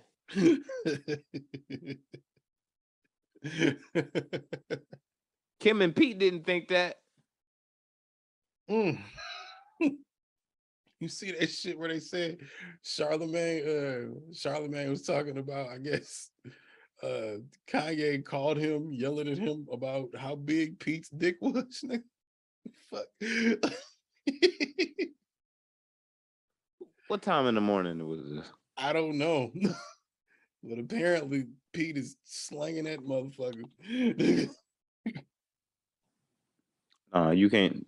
He over there killing Kim shit and it's killing Kanye. At this point, nigga, like at a certain point, it's like I might entertain the fact that you are bitching about some shit you shouldn't be bitching about, and which is gross, and I do not want to hear. If you my mans, but if you call me like at an absurd hour, if you call me like 4:30 in the morning, I'm thinking it's like an emergency. You call me like 4 times in a row, nigga, what's up? Nigga, this nigga big as hell. Like, whoa, huh? First off, the first 10 minutes of the conversation is like, so when did you find out you were gay? No, you're not gay. Are you sure? Are you sure, bro? I mean, if the nigga dick bigger than yours and you find out he fucking your wife, you ain't gonna feel away. Nah. Because the marriage is over. Kanye feels different. I'm about to say, the marriage is over. I'm like, at this point, at a certain point in time, when I know my wife is dating someone else, I'm dating someone else. No, not dating somebody else. Just fucking the shit out of her. No, she was dating that nigga for a hot minute. She was dating him. They was fucking before they was dating though. Yeah. So just fucking her. We talking about just that. You find out this nigga just plowing your wife. You're not gonna feel away. You're gonna feel away. We not together right now, nigga. Like, not together and together makes a difference. Like, if my wife was cheating on me and we weren't separated, I'm gonna be mad. He said she did. He said he found out she was lying to him. He caught her ass up, basically. He basically said he caught her. I don't believe that. Caught her lying on him about Pete. I don't believe that. I won't believe that from him. Why not? Sounds like something Kim would do. Nope. Fucks with the brand. She's smarter than that. What that got to do with who you fucking and cheating on somebody? Because the brand is the protection for that whole family. She, like I said, she is the heir. She is the madam apparent. She don't need Kanye. She can do what the fuck she wants. She is the madam apparent to Chris. She thinks 10 moves ahead. Right. So if she was fucking with him, she already left Kanye in her head. She waiting on him to catch on. And he running around talking about some, I don't want it to end, trying to help him, go to therapy. She ain't trying to do that. She done. He wasn't trying to go to therapy and none of that shit. I don't believe that. I do not believe that. Personal therapy and couples therapy is two very different therapies. Fuck out of here, bro. If you refusing to know, like, if you know you're bipolar, you know that there is a chemical disimbalance in your head. You are aware of this. And it does not impair you to the point to where you cannot on a daily make valuable decisions, just simple decisions, not emotional decisions, simple decisions, whether to not to take your pill to whatever it is, lithium, whatever the fuck that you need to take to keep your levels in check. If you refusing to do that and not replace it with something that is organic, like weed, and I'm supposed to believe all of a sudden you're just going to be down to go to couples therapy or you talked about your therapist. Yeah. I'm supposed to believe that? No. Yeah. First off, you are. I no, would. Only I would because not. I would believe it's not his idea. Sounds like some shit Kim might say. But if you don't want to go to therapy and take advantage of it, you could always use that, being a narcissist, as your advantage when you say, I'm trying to keep this shit together. Not saying he's not lying about it. I'm just saying it's probably not a fake thing. I could see that being a thing with Kim at some point where she like, nigga, can we go talk to somebody or something and do? Because I told you, remember like a year or two ago, it might have been 2 or 3 years ago, when he showed up in the reality show and was tripping about that Band-Aid and we made fun of it. We said then that's the type of shit she probably leave him for. Yeah. That nigga is that times 10 all the time. Yeah, but that's why I said, and that time, she's building up her LeBron James reasons to leave Cleveland. Because LeBron James, last time like LeBron James left Cleveland, he had all the reasons in the world to leave. Every reason on the planet to get the fuck out of there. Kyrie fucked up the future plan. He beefed out with the GM. Team was looking like shit. Couldn't pay anybody. Niggas was getting hurt. Niggas was overpaid. You was going through a whole lot. You had every reason to get the fuck out of there and start new. Anywhere else. It didn't even matter where he landed. Lakers, wherever the fuck. Made sense to leave. This relationship is shit. We fucked it up. It's gone. She was, that was, and I told you when it happened, I was like, yo, that's the framework of this nigga is really loony for real. Whether you take it for that is whether you take it for that. But that's the reason why that was even there. This nigga tripping. And a normal person would be like, nigga, if you don't shut your dumb ass up and just use the goddamn Band-Aid and live with your life, but it's not blending in with my skin, I'll punch you in the face. I wonder how he feels about that now, since they make black Band-Aids now. Wonder how he feels about that. He's a fucking idiot. I mean, I was surprised when I saw it. I was like, oh shit, brown Band-Aid. That's what's up.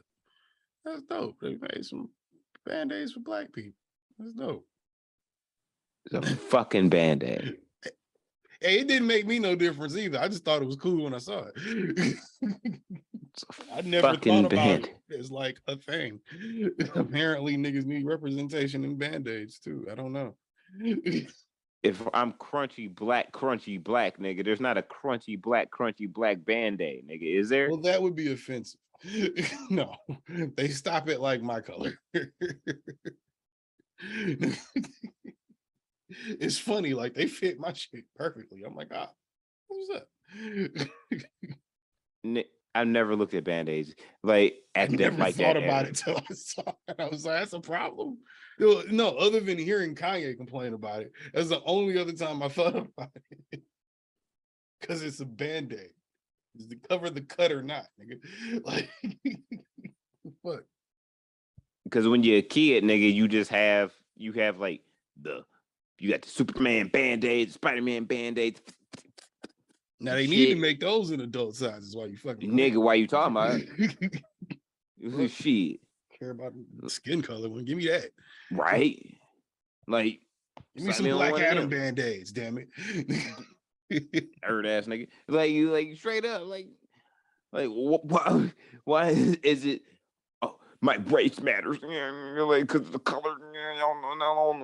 It's a band-aid. I feel like you taking it too fucking far if you tripping about the band-aid. You trying to Jim Crow band-aids now, nigga?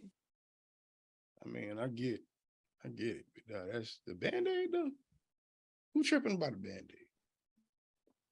Apparently, Kanye West was tripping about a fucking band-aid.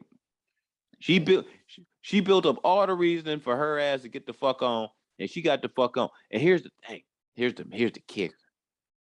Here's the kicker. I really, really, really, really, really think when she was getting blasted down by Pete, that she was just having fun. And all the fucking, because it only lasted about like 9 months. But she was just having fun. Seeing somebody new. It's been a minute for her. Couple years.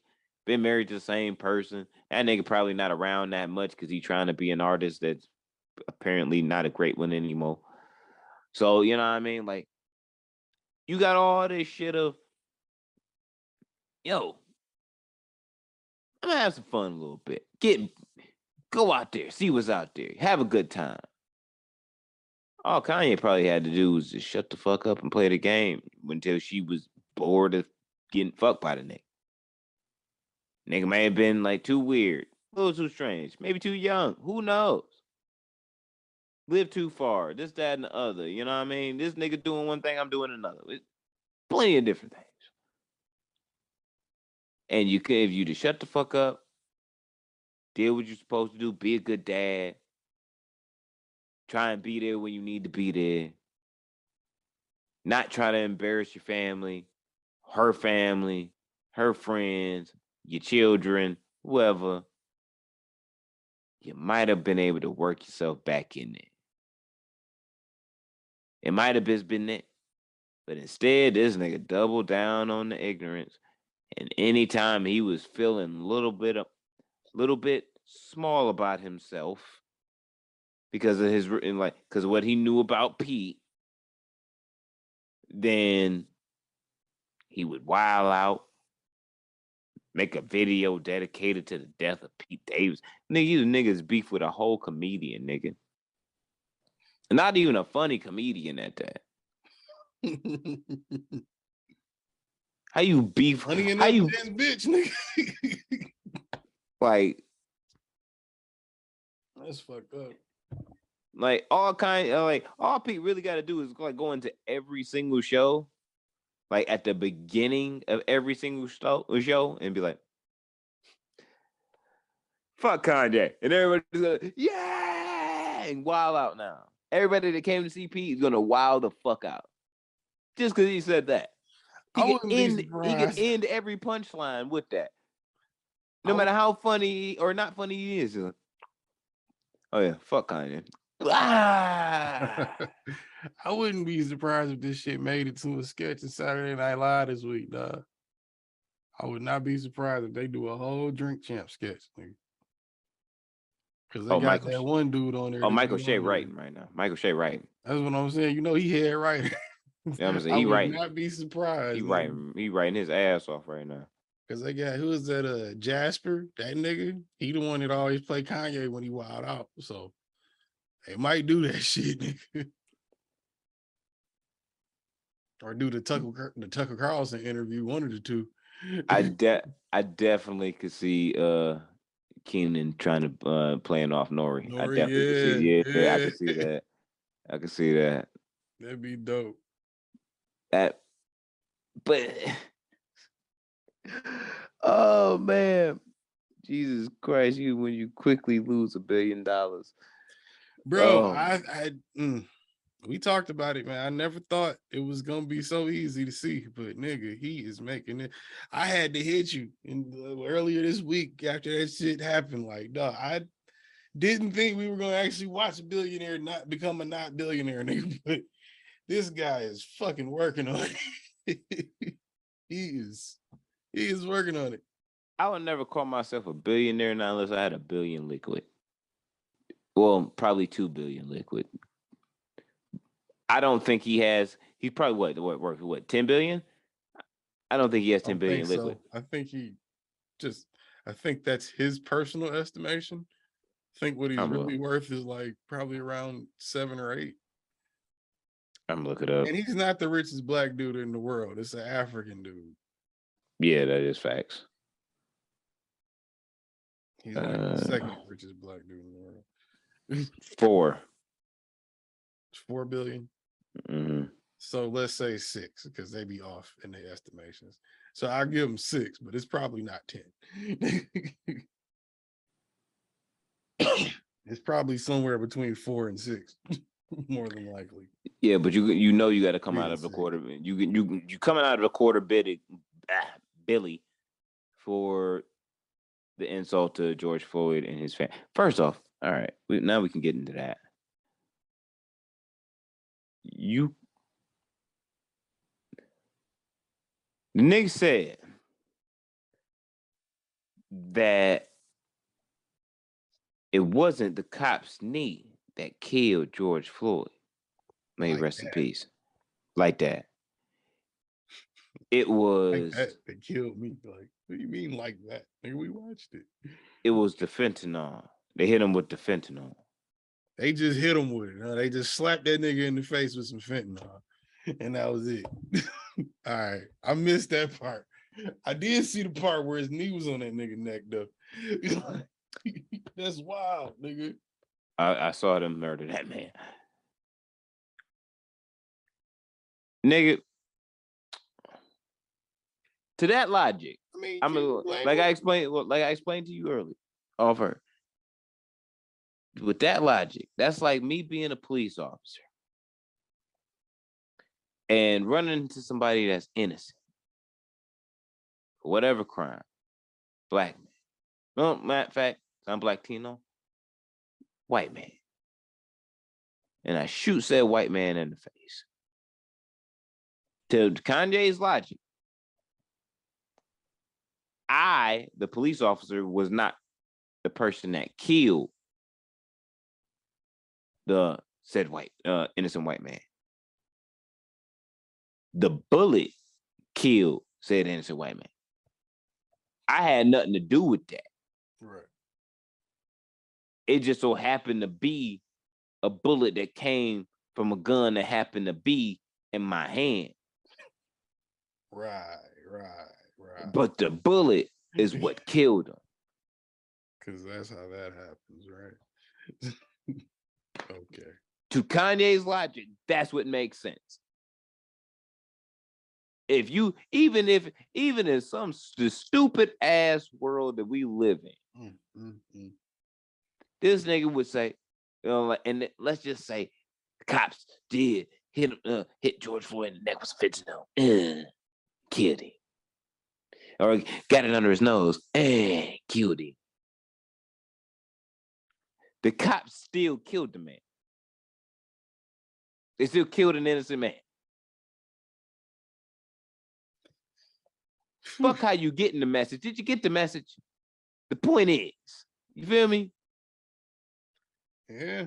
The conspiracy theory of that is fucking ridiculous and atrocious as it is.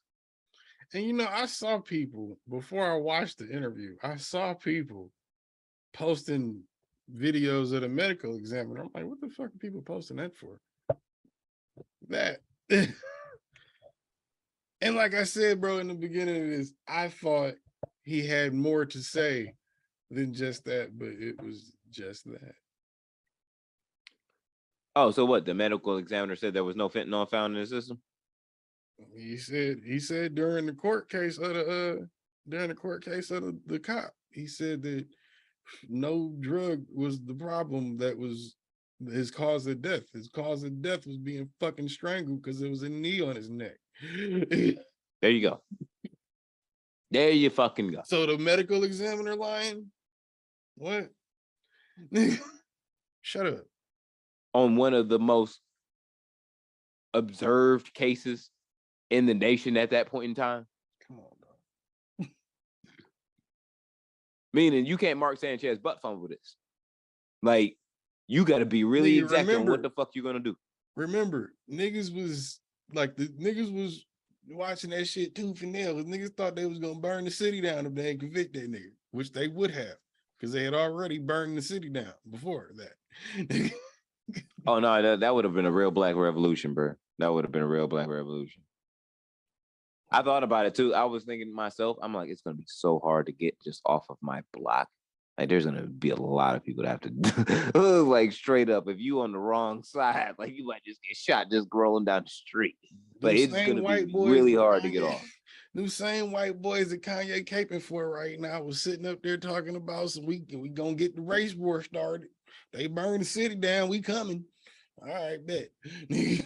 Like, come on, dog. We got guns too. Like, we got guns too. Like, that's two. His family, like, I don't blame him. I hope they get every penny of that shit. Oh yeah, and he bro. got it. I hope they get it from him. I got it. The morning that I seen that, I was that she filed the lawsuit against him and shit. I was taking a shit, and I was on Twitter. I'm like, all right, good. She does deserve that. And it just hit me like, yo, she probably gonna come up damn near to $500 million that her whole family, her whole family did not have. And I'm sure they would get all that shit back just to get George back. It's not bringing him back, but you not gonna shit on him and you're not gonna shit on the movement because you just a stupid motherfucker. And there was a point in time, just as a parent, it just like an inflamed in anger on me. Like how I felt about the Alex Jones spitting his shit. It was just like, who the fuck do you? I don't know none of those parents. Never met one. I don't live in that state, not from that city. But the fact of you doing that much, or you have the audacity to say that about somebody's baby that ain't here no more. You don't got kids yet, nigga. I tell you, you get them. It's like, yo, I'm gonna fuck that nigga 50 years old, nigga, and I'm damn near on my 100 years old and frail. That's my baby, nigga. Fuck you mean? I'm shooting a Desert Eagle with a frail wrist and shaking, nigga, to protect my kid. Like, I don't give a fuck. You know what I mean? Like, you get that shit in you. Yeah. She should get every dollar. I wouldn't expect nothing fucking less. If they want to say, like, we'll reach a settlement at 150, suck my dick. 250. Go talk to your client. He got it. You know, there's a point, there's a thin line. And I think niggas that do this shit, podcasting, music, whatever, there's a thin line between, you know, creative freedom and bullshitting. Nigga, when you start making bullshit the foundation of what the fuck you doing, that's what you're gonna get. That's what you gotta deal with. It's bullshit. Yeah. And he been bullshitting for almost 10 years now. I think 50 said it. He's not crazy. He's just he's being consistent. He's keeping up with what he's been doing. Absolutely. You can't do nothing but just look at it and go, all right. That's why I don't give his that's why I don't give his bipolarism an excuse. I've said it on this podcast. I've said it in my personal life. I'll say it continuously again and again. I know multiple people that have been diagnosed with bipolar disorder. Some that medicate organically, some that don't medicate, some that medicate actually through their pharmaceuticals.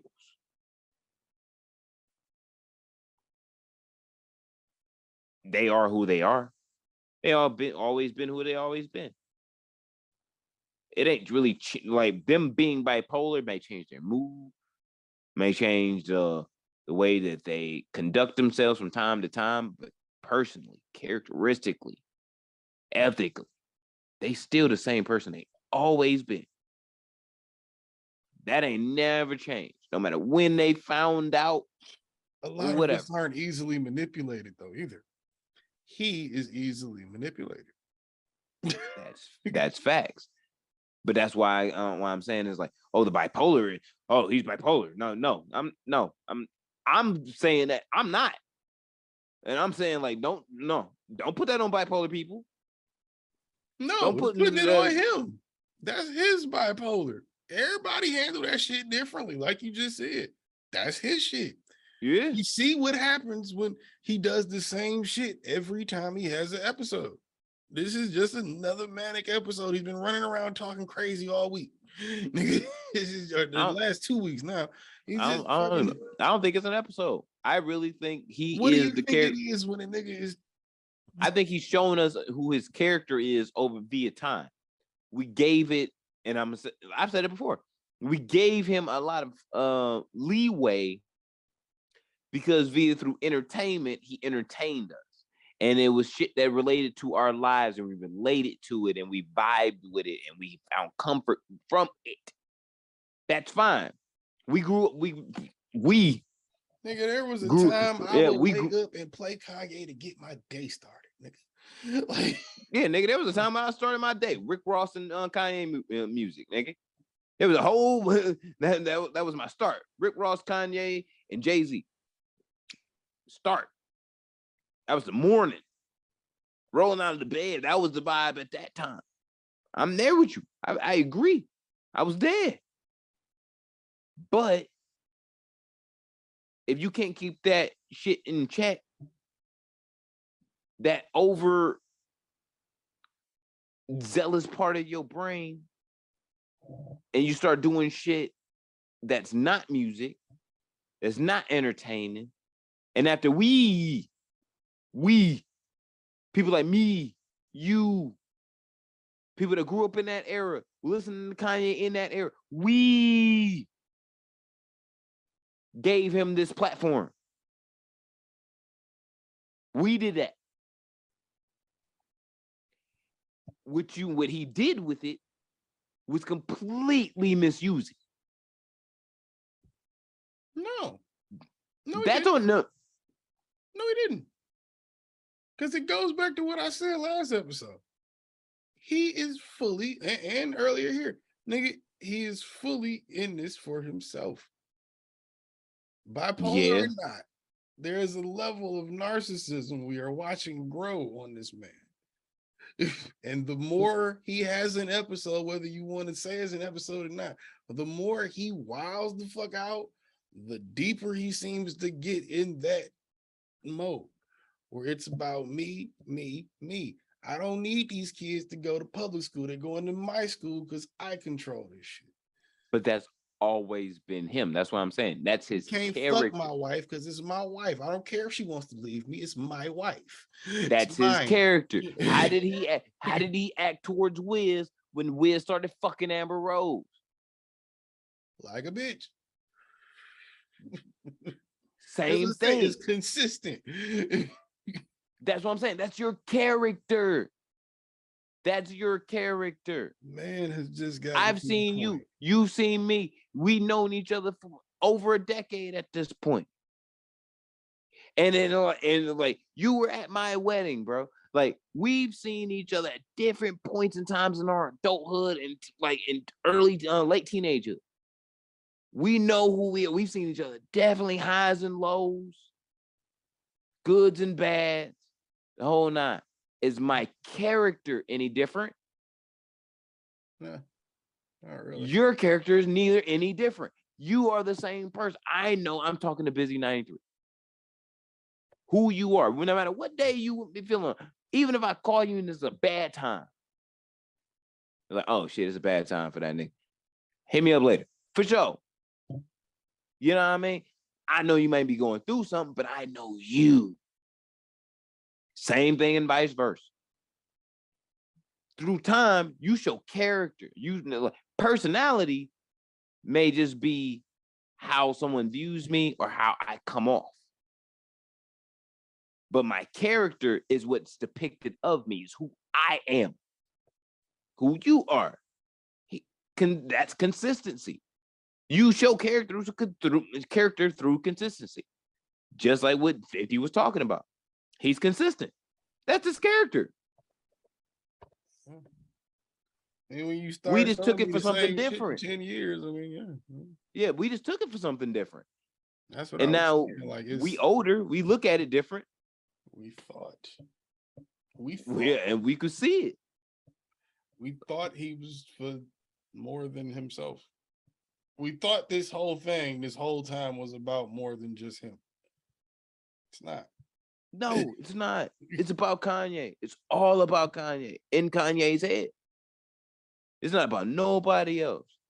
Like it ain't even about his children, B.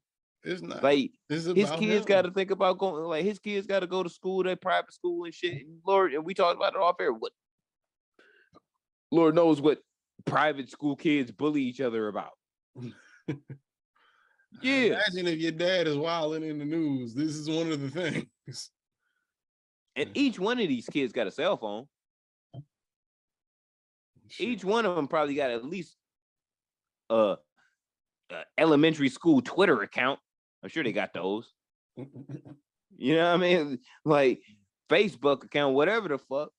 They see when your pops is wilding. They know when that motherfucker is trending. And your kids got to live with that.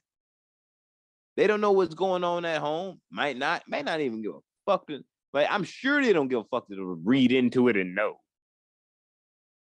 You know what I mean? They just see your pops is wilding. And now you the fucking weird ass kid or the whack ass kid, because the whole Jewish population, the kids that go to this private school, hate your dumb ass now. Or at least it ain't nothing about you did. It ain't nothing that you personally did. It's about what your pops did. Yeah, that's gotta suck. It can't be every day. You ain't got nothing to do with it. You ain't seeing this nigga in 3 months. Can't be fun. Like, and that's fucked up. They gotta live with that shit, bro. It's all about him. That's the thing. When it comes down to it, nigga, he ain't hurting nobody but his fucking self and his kids. So it really doesn't make us no difference. We just watching the train wreck, nigga, and talking about it. You can feel how you want to feel about the music or whatever, about Nori, you feel about that. But I mean, end of the day, he ain't stopping shit but himself, whether he sees it or not. Maybe it'll take him another 10 years to see it, like he saw Sway was right 10 years later. But I don't know. I only think Kanye thinks it's right because other people have done it. That's it.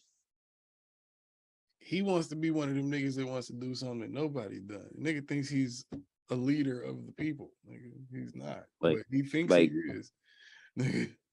Like Westside Gunn started the Griselda Empire, Griselda shit from what it is via GXFR. Selling t-shirts like independently, making them he has a whole warehouse making them, pressing them himself. We talking about t-shirt. We not even talking about when they got into the mega fashion and shit. The niggas made millions of dollars off that. That funded the rest of everything else that they didn't do is entertainment. Nigga, music, movies. We talking about just Griselda. Off of making just their own way. They follow what, and they follow what? The Jay-Z blueprint.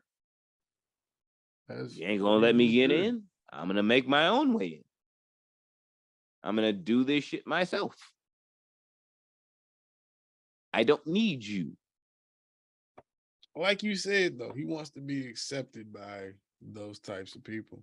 Wanting to be accepted by those types of people, these are the types of shit you're gonna run into. He said it. He said, I'm jealous. I'm jealous of the Jews and how they get their shit and get their money and I'm jealous that they can pull their shit together. I'm jealous. He said I'm jealous of Drake. He's just having a fit because he's mad or he was feeling a way about the shit. I mean, but Drake, you can have the episode, nigga. You just can't hurt people while you doing it, bro. You can hurt you only hurting yourself, but I mean, you hurt a lot of people's feelings doing that shit. Yeah, Drake is a loyal person too. I think a lot of the Jewish community, just like the Italian community, and and black Drake community is too. Jewish on top of that. Yeah, and ironically, and the black community too, and Latin community, like urban community, we loyal, like really street loyal to a degree, like to our peoples. You know what I mean? To your family, to your homies, to your, you know what I'm saying? Like to your bitch. Like you really, when you playing the loyal, like you that type of, you come through for that. You really come through for that. What did Drake do? He put his people on. He didn't just get signed to Young Money and then bring 40 with him. He did not bring Boy Wonder. You know what I'm saying? He brought all his homies with him. Them niggas eating forever. You know what I mean? Infinite, you know what I'm saying? Generational wealth. Drake got his generational wealth too. They got theirs. And guess what? 40's kids, Boy Wonder's kids, they can provide for their families, and that shit grows.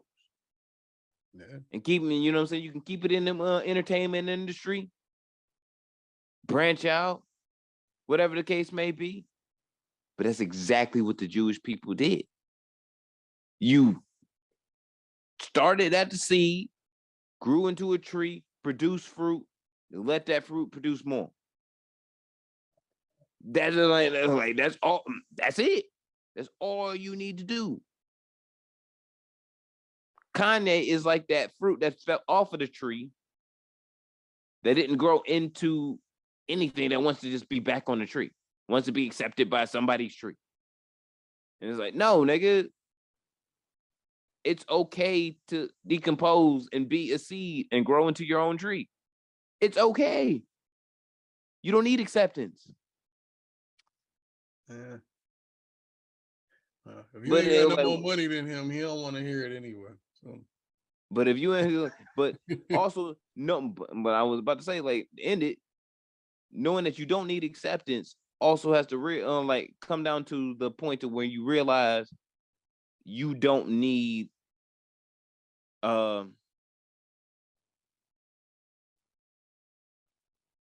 you don't need to validate the fact that what you've done to create that acceptance. You know what I mean? I don't have to validate, like, yeah, I'm like, the reason why people love me is because I made this great album. No, it's just like, I don't think he feels like that. He feels like everything he does is great, and his doing is great. I said, at this point, nigga, they just gonna make this nigga fuck around and just go start a cult, nigga. That school and all of that shit just gonna be a cult by the end of all of this shit, bro. If he ain't broke, he just gonna start a cult. He's not gonna, like, that shit ain't going no motherfucking where. I can tell you that shit right the fuck now. LeBron James starting the school is one thing. LeBron James is respected. People will send their kids in Akron to LeBron James Academy. You ain't sending your kid to Kanye West Academy. No. I'm not sending my kid to Kanye West Academy. No. You asked me the question of whether it was Umar's school or Kanye's school. It would be Umar's school. If I had the choice between the two, probably neither. But if you have to pick, yeah. I think I said I would have picked Kanye's school. I'd be pulling my kids out. You're gonna have to go to public school for a little while and get your peoples about you again. Your people senses right. This nigga trying to fuck you up. And you gotta think too. Some of his billions of dollars is worth wrapped into that school he's trying to create. Yeah. You fuck up your bag, you need an attendance, and you can't get that building made or everything into. I think it's already made. He just needs kids really there. Yeah, I think he just needs kids. It's already done. They're not coming. They're not coming. All And you know, and you want to know why they're not coming? You want to know why they're not coming? Sure, Sarah Silverman probably feel the same way and probably thinks the same way. Because all the motherfucking kids there, half of them, like maybe 70% of them, come from Jewish families. And they like, get the fuck out of here. Yeah, I can imagine there's plenty of people calling his phone to be like, yeah, we don't want to fuck with you. Ain't it in Calabasas? Somewhere in California. He got a bunch of acres. No, it's not in Calabasas. This is a little compound shit somewhere else. That's the most opposite shit on earth to even do. You're gonna California mostly runs by the fact of sports at this point in the entertainment industry. Hollywood. You just insulted all the people that you claim to run Hollywood, aka the Jews. And you open a school for kids with families with money, because they probably more than likely have to pay tuition. Yeah, and the majority of those opening a public school. Yeah. And you're going to do that in a state where the people with the money to pay for this school more than likely are possibly Jewish and come from that entertainment industry. Good luck with that. Yeah. Good luck with that. Seems pretty backwards to me, but good luck. I don't know. He seems to have some sort of a plan. I don't know what the fuck it is, but there is no plan. Hey. There is no plan, son. At this point, the nigga's on his own with me, nigga. I don't know. I'm not any more disgusted, but I'm not any less disgusted. You know what I mean? Like, I haven't supported Kanye. It is what it is. In any type of way or fashion. It's not even necessarily I supported the nigga. It's more so just the fact that you just, you figure a nigga's doing what he's doing. Okay, you got your way of doing that shit, but it's one thing, it's a different thing when you start like hurting motherfucking feelings and purposely going out your way to just be like, nah, nigga, that shit ain't true. When it's, obviously false, nigga. That's retarded. I saw this coming. I'm not saying exactly this, but I saw the downfall of fuckery coming. I have not supported Kanye in 5 years. Since before my daughter was born. My daughter is 5. And just a little bit before that, Kanye fucked up. I'm good. I can see where it's going. Because characteristically, by his character, I saw this ain't it. This ain't the first fuckery moment. Or it ain't the last. Yeah, like to that degree. And if I looked at it from a different lens, which I did, that Taylor Swift shit was a fuckery moment. It was definitely fucked up. We laughed at it because, you know what I'm saying? Like, she a lame ass white, plain ass white woman. Like, yeah, we laughed at it like, damn, and then Kanye did that shit to you. But realistically, that was a fuck nigga moment, bro. Yeah. Like that was really one of them. No matter which way you feel about it, he did that shit. The world saw that shit. Yeah, it's pretty bad. And we wrapped it up in a paper bag like, yo, he with J&B though. Loyalty, nigga. And he rolled in with a whole 5th of Hennessy. You knew what time he was on. Yeah, we knew that. We knew that. Yeah. Yeah, I don't think he did that for any personal gain. I think he was just drunk for real because he did drink a fifth of Hennessy that night. Mm-hmm. So that might have just been, y'all niggas trash. Beyonce won that. Fuck you, Taylor. Just on some drunk shit. Yep. Drank that whole fifth of Hennessy all by himself with no help. So straight. Didn't even chase it. Yeah. That validated the stereotype that white Americans thought about niggas. Like, as soon as you see some niggers get some Hennessy in them. That would have you have no idea what you're in for. That would have disappointed you about the Drink Champs episode too. Kanye made it a point to only drink Douce. So he realized it hit different now, huh? He said no more Hennessy. He's like, if we gonna band together on some Black Power shit, we can only drink Douce. Shout out to the Get Pussy Toe. I'm sure that's what he was on when he thought of that. I'm just appalled by the level of contradiction that is. So we gonna insult George Floyd and his passing, well, his murder, should I say? He wasn't trying to. And then we're going to insult the Jews for an hour and a half. 3, but yeah. I was being modest, but 3. And we're gonna say, to promote Black Power, we only drinking Douce. And then he did a little commercial for it. Yeah. Not a little commercial that was like official, but like he like held the glass and was like, Douce, you should only drink this because Ye said so.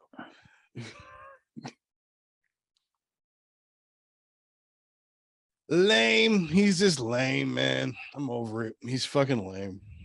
I've been putting extra time in on the bag as of the last couple of weeks of just my personal life and work. I don't think I could stop myself from punching Kanye West in the face and breaking his jaw again. I don't think I could stop. I mean, it's safe to say if you did that, he would probably use it as a reason to be like, see, they're attacking me. They don't get it. You can't really hurt this motherfucker on that level. You can't physically run up and hurt Kanye. He didn't ask you niggas to sit up and he said in 7 days. How many days has it been since that drop? It's been 7. Today makes 7. He ain't 6. Dead yet. So Saturday makes 7. So, if he ain't dead by tomorrow, Look, sometimes you don't need to die. Dead is a little bit much. I don't think you need to kill Kanye. I don't. No, he asked for it. He said, "Hey, in 7 days, come kill me if you don't like what I'm talking about. I can beat your ass."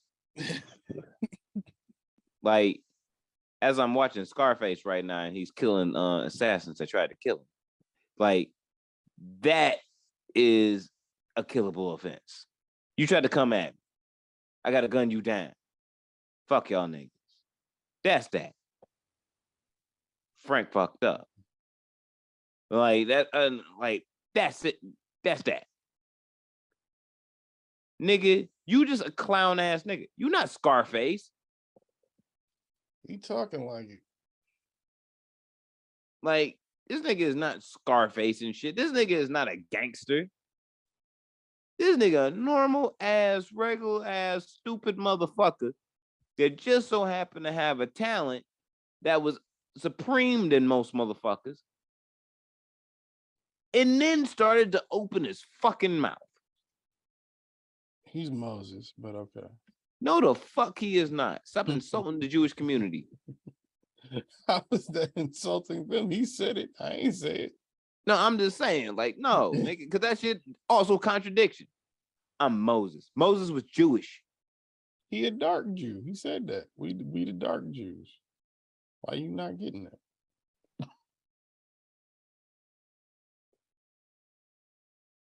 I'm gonna beat that nigga ass, bro. Anyway. He wear chains still? Huh? He wear chains still? I don't know. Did he wear a chain? I don't think he no, he didn't. If All right, he did, it was small. When I punch out Kanye, nigga, I'm gonna need you for that one. Like, I'm gonna hit you with a look. I'm gonna hit you with a look, nigga, because he gonna have 2 security guards at least with him in the frame that I'm trying to punch him in. I'm gonna need you to like get those niggas out of the way on some offensive line shit so I can knock this nigga out. Period. I don't know if I can help you assault Kanye. I don't want to get sued by that nigga. Shit, what the fuck that mean? Nigga, look, after that, I'm Apollo Creed, nigga. I'm there. They just gonna be hiring me to fight. Boxing match, you versus Ye. That's not even worth watching. That's Deontay Wilder last week shit, nigga. That's first round. You know, like Kanye can fight. That nigga definitely can't fight. I'm not even worried about it, even if he could or if he couldn't. I'd do that shit right now. 2 weeks worth of just jumping rope and bag work. Yeah, right now. It's a lot of niggas that'll knock him out just for the free right now. Nigga ain't even gonna take no bag, no. Yeah, it's not even for the bag, bro. It's like it's a real like this is for brotherhood right now, my nigga. Your ass out once. Yeah, this is for brotherhood. This is for brotherhood right now. That's crazy.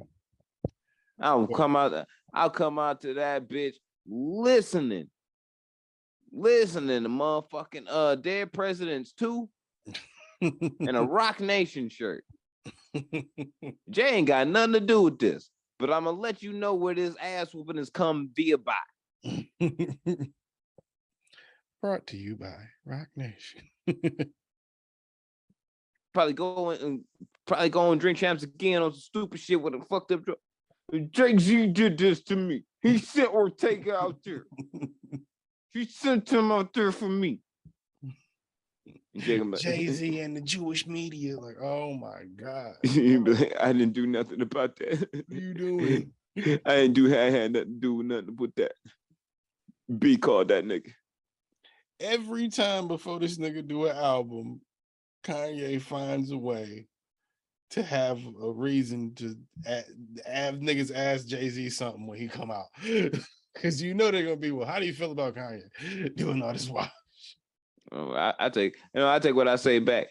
The snuffing of me beating Kanye's ass in a ring would come from B, but it would be via through Emery, through Tata, through Tata's assistant, through Tata's assistant's weed dealer. It would be one of those. It would be like, yo, hit man. Yeah, it would be one of those. Like, it's like some layers deep. Like, yo, the Queen said, "Do what you gotta do." Shit came from upstairs, nigga. What you gonna do about it? I'm doing this FaceTime, my nigga. What you mean? what you mean? I'm doing this FaceTime right now. I don't even fuck with Texas. We doing it for them right now. We made it happen. So disappointing. Cause you know B wasn't on that. B on that type of time, bro. Yeah, that's true. She was mad at Jay for a whole day after that. He ain't had shit to do with it. He saw that shit like everybody else. You know he been calling Jay, trying to get some help. That nigga just not answering the phone. I'm not gonna be right there. Yeah. Hitting that nigga with the look like. I dare you to answer that motherfucker. I dare you. Who is it? Show me the phone. Nobody. I thought it was nobody, nigga. like, are you playing? I ain't forgot that elevator, nigga. The fuck you playing Solange, nigga? Like, we stationary right now. Ain't nobody going up or down, nigga. Not unless they need to go up or down, nigga. But calm down. Off the elevator this time. I mean, like, there's nobody there for you right now. Nigga, better calm down. Who that? Tata. Let me see the phone. like for real. She's like, but I answer the phone when that nigga call. Why you playing? I'm surprised Kim ain't never called that nigga like, get your mans, bro. Like, what is up with this nigga? Or called Beyonce and was like, can you tell him to talk to him, please? Like, no, she B answered. She talked to her. She was like, Jay, don't fuck with that nigga no more. I don't even know why you called. and hung up on her. real shit. And Jay walked in, like, who the fuck was that? Some crazy bitch? I don't know. And that was it. That was the end of the conversation, nigga. Why you think they playing with this dumbass shit? No. Like, no. B said stay away from that nigga like 6 years ago. You listen? Nope. It's amazing. It's amazing. You could go from what they say, nigga, you don't want to grow up and meet your heroes, nigga. Nah, apparently you don't want to watch your heroes grow up. Nigga. Some of these niggas is retarded.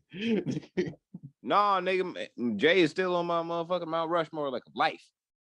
He ain't let me down yet. You know what I'm saying? He has not let me down yet. He has stayed true. He is a trooper. He a real nigga. He a OG. He the G-O-D. That's all, nigga. Yeah. Like, I he can is say the not same let thing me about down him. once. Nigga. Pretty consistent all the way through. If anything, I can say that about Jeezy, T.I., nigga.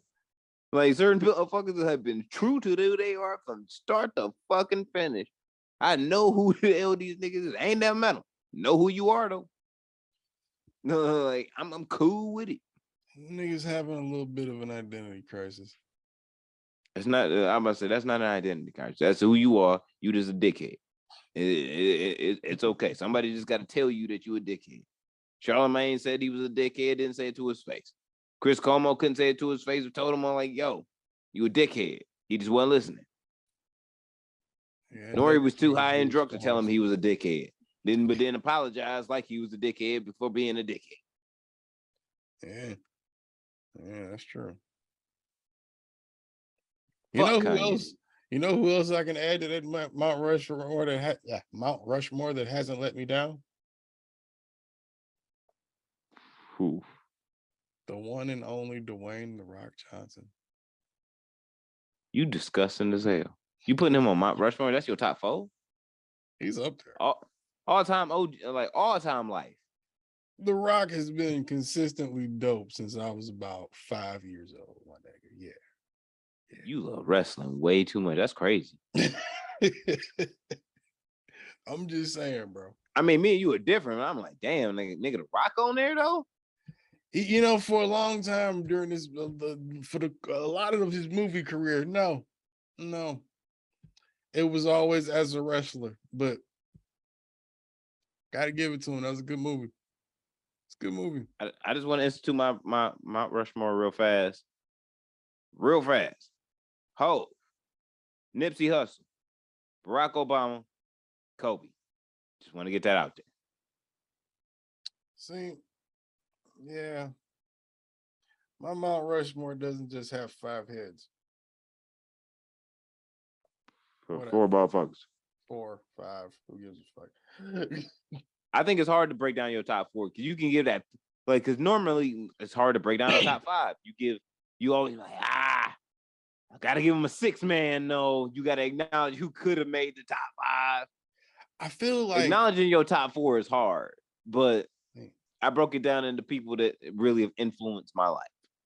That's what I'm saying. I think outside of, I can't really name an actor that's really influenced my life. So if we're going off influence my life, I'm not gonna say The Rock. So don't put him on your Mount Rushmore. That's nasty. But at the same time, he always has been there, though. That's what it says. Kind of hard not to put him on there.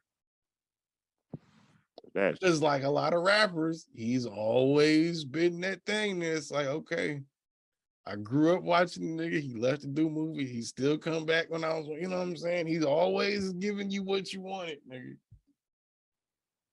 I don't know. I haven't seen a bad rock movie except for the movies that were written bad. Central Intelligence was bad. I like that one. I didn't like I thought the San Andreas movie was silly. I like Central Intelligence. I think San Andreas was silly. I didn't see the one where he was one-legged and shit. And what was Skyscraper? Or I did see that. I didn't see that one. That was over the top as fuck too. That was like Fast and Furious over the top. Didn't see the Hobbs and Shaw movie. Kept walking in on my wife trying to attempt to watch it. And she said it was absolute garbage. And this was after her fourth. Seen it liked it. I don't like the Fast and Furious. Prohibition. Be back to the cloud. It's nasty. Got to start using the cloud for the space and shit, I guess. But yeah, it was the time period that made this actually what it was and shit. And now that we know that we are in the drug market worldwide, it's kind of like anybody could be Scarface. Any story could be that. As long as it's really. that. Not really. You just have to do it. I think we've talked about that on here before. Like, you just have to do it where it was like more of a cartel theme thing. It just couldn't be the same type of story beat for beat. Yeah, but what I'm saying is like it's been kind of done in so many different ways that were either true or not true to what world existed at the time. You know what I mean? To where, like, I want to see a real raw, disgusting Cocaine Cowboys like TV show. TV show, not movie. Like super in tune with what happened with Griselda Blanco and with Colon and all of that shit that went on around that time period in Miami.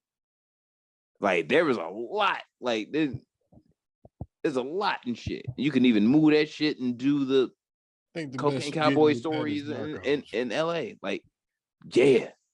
But that's why I think is the best you're getting with that. But that's why I said like there is no more Narcos now. That's done. No, I'm saying that's the closest you're gonna get to that type of show you're talking about. Yeah, I think but it's the TV show morphed version of what the true story is. That's what I'm saying. It's like you have the true stories of what happened to make a remake. Like I was all for Diego Luna, like playing Scarface, being whatever version of Scarface that they was working on. I was all for it because after watching him play Felix Gallardo, I was with it. I'm like, he could do it. He's definitely that guy that could do the shit. But then you look at it as in the sense of like, all right, he kind of played that role already. Like Felix Gallardo that's kind of that role, the organizer, the nigga that was ambitious, the guy that really wanted to make everybody rich and keep this shit going because you was shit on so long. Like, yeah, you played that role. It exists. But then you have this whole other story that didn't happen, like wasn't told in the United States. What was happening here? You told Colombia, you told Mexico. This shit was here too. It got raw. I mean, it got ill. Then like the cracking old like cocaine empires and shit was real shit. There's only a certain appetite for that shit though. Like when it comes to a TV show, yeah, you can get away with that. But a movie like Scarface, you gotta go.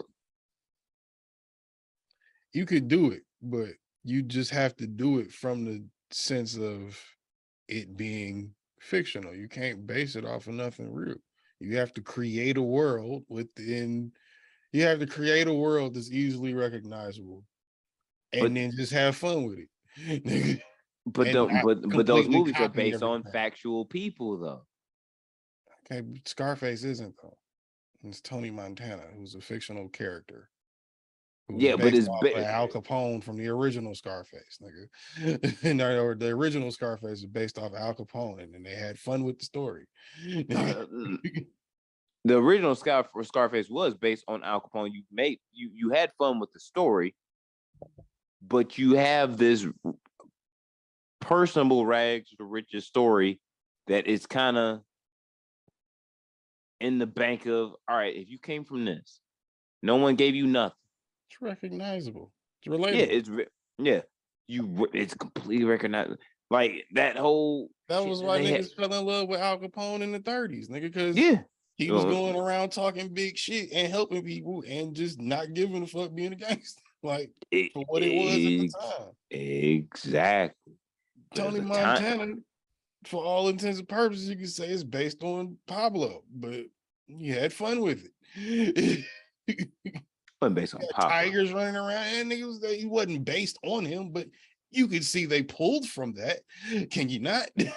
It was based on Willie Colon and a couple other motherfuckers like mixed in together. But yeah, it doesn't exist. Is my point. They created it, but that's what I'm saying. World. No, what I'm saying is the world, our natural world, dictated what made a Scarface. What you make that. It's mimicked from Scarface, though. That's what I'm saying is like our natural world because of the fact that Scarface exists. Like this Al Pacino, you can't make another Scarface trying to make another Scarface. Basically. Exactly, that's what I'm saying. It's like it kind of has to organically happen. Like something has to happen to change up the framework to where you organically, just like when Batman came, just like in the Christian Bale Batman just being in existence created the Joker. You know what I mean? Like Heath Ledger's Joker, just being in existence. No one knew who the fuck the Joker was until Batman popped up, because it was just like the counteraction to you exist. Nobody's ever done it with pills, nigga. You could do it off pharmaceuticals. You know how many niggas run around and got their own little drug operations going? You could do that and then just exaggerate. Make it where he's Tony Montana level from street level, nigga. You could do that. It's not hard to do to make that shit fun. All Scarface reels you in because it's fun. It's great what they pulled from and everything, but it's a fun movie. It's a fun movie, but you see how it kind of has to go. Like there is if you really watching the logistics of this movie, if you watch the logistics of this movie and actually watch it, I recommend watching it with the subtitles on if you've never seen it. Watch the logistics and the subtitles on. This shit's an inspiration. If you really know, like some people, everybody don't take that movie like that. It is 100% an inspiration. Some niggas just see a good action movie. Then it's niggas like that come from certain places, or whatever. But it's some people that just see it as just that, and then it's people like that come from certain places that see that shit and it becomes their favorite movie because they want to fucking be like that. And it shows you kind of a way to go about it. Maybe not selling coke, but shows you maybe the way you might want to be in a certain sense to get to that level. And everybody has done that felt like that. That's what I'm saying. Like this shit is like an inspiration for real. Like there has to be a few different things that play for you to feel like it's an inspiration. I felt the same way. Today, like I'm saying, like you don't got to like you said anyway. You don't got to sell coke to get this. Like you ain't got to be a criminal crime boss to get this. But it's a good lesson in what not to do if you want to do that. Yeah, but what creates this mess? Like something can create. Well, you don't really see what creates Tony Montana. You just see him turn into Scarface. Tony Montana just comes to America as Tony already. Any type of crime legislation, any type of crime legislation that creates a significant law creates a Scarface. It just depends on if it creates this level of Scarface. Yeah, there's plenty of Scarfaces walking around, nigga. But not everybody can be Tony, nigga. No. Not everybody can be Sosa. But also, there's like the way shit just used to be. This is mostly just entertainment now, because like the reality of the Scarfaces are Scarfaces, but they're smaller. Like they're not walking around looking like I'm the dope man anymore. You know what I mean? Like they're walking around like normal people.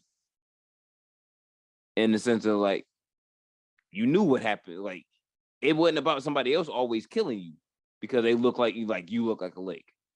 Someone else might actually know that who you are. Like, yo, that nigga look normal. Don't fuck with that nigga, bro. I think out here, you know what I mean? And it was in Novi. It was I think it was last year. Niggas had it was a father, son, uncle thing. Motherfuckers did a whole DEA raid and broke up this heroin ring they had going. Found a bunch of bricks in the house and everything. As a black Scarface. You just exaggerated a little bit. Yeah. They had this shit rocking in Detroit. They had their shit rocking in Ohio and a couple other places. Niggas was kicked back in Novi, living it up, bro. Everything's way more low key now. Like even there was a Vice News and shit, I think it was, I seen. And it was like the remnants of the Medellin cartel and shit. Like the last little remnants of it. And it was this nigga, like, all these niggas masked up and shit. You can't see their faces. And he was pretty much saying, like, yo, like the shit ain't the same as what it used to be. He was like, before it used to be trying to be one big nigga over everybody. And everybody else would be like generals to the whole shit. And that's not how it worked no more. He was like, when something like that, everybody got somebody they can go after. So you can go after that one guy at the top, fuck up the entire pyramid. Because now you got a power struggle and this, that, and other. So niggas done develop into their own factions and plazas to where you don't, it's like, yeah, we just all just trying to get money, bro. As long as you ain't fucking with my shit and I ain't fucking with your shit, we just trying to get money. They just like street gangs on a bigger level. Yeah. But it's the knowledge of like, yeah, them niggas are trying to be that nigga. Being that nigga is cool. But you draw this extra attention. Everyone's looking at you. You gonna be in, like Pablo Escobar was in fucking magazines, bro. Before then, like he was the narco terrorist. Yeah, but that was different though, because he was at the time. Who was gonna touch him? He hadn't done really anything past selling some dope that was worth looking at him as a problem or a terrorist. You blow up a plane full of people, that changes kind of fucking quick. Oh yeah. But I think the dynamic here where I go to the Narcos America shit, where I think that's the best. I feel like that's the cap. Because like that's where you end it. Because the beginning was Pablo, the Cali cartel, and all that shit about sending the drugs to the United States and Europe, right? Then Mexico was getting those drugs like from the Colombians into the country when they couldn't do it just by Airplane. You had to have another way of getting it in there. Trucks, tunnels, whatever. You know what I mean? The next way in. I think the next step or the final step is that look when it gets there. Because it's not just like, well, just dropping a brick on Rosecrans. Hope everything turns out right for it and just walk away from a brick. No, nigga. Somebody's in charge and buying these bricks. They moving them shits. And that's a time period piece. Because it's a drug, like at that point in time, like cocaine was like, I wouldn't say new, but to that extremity, it was like, yo. And then crack happened, and it was like, yo, the money. You feel me?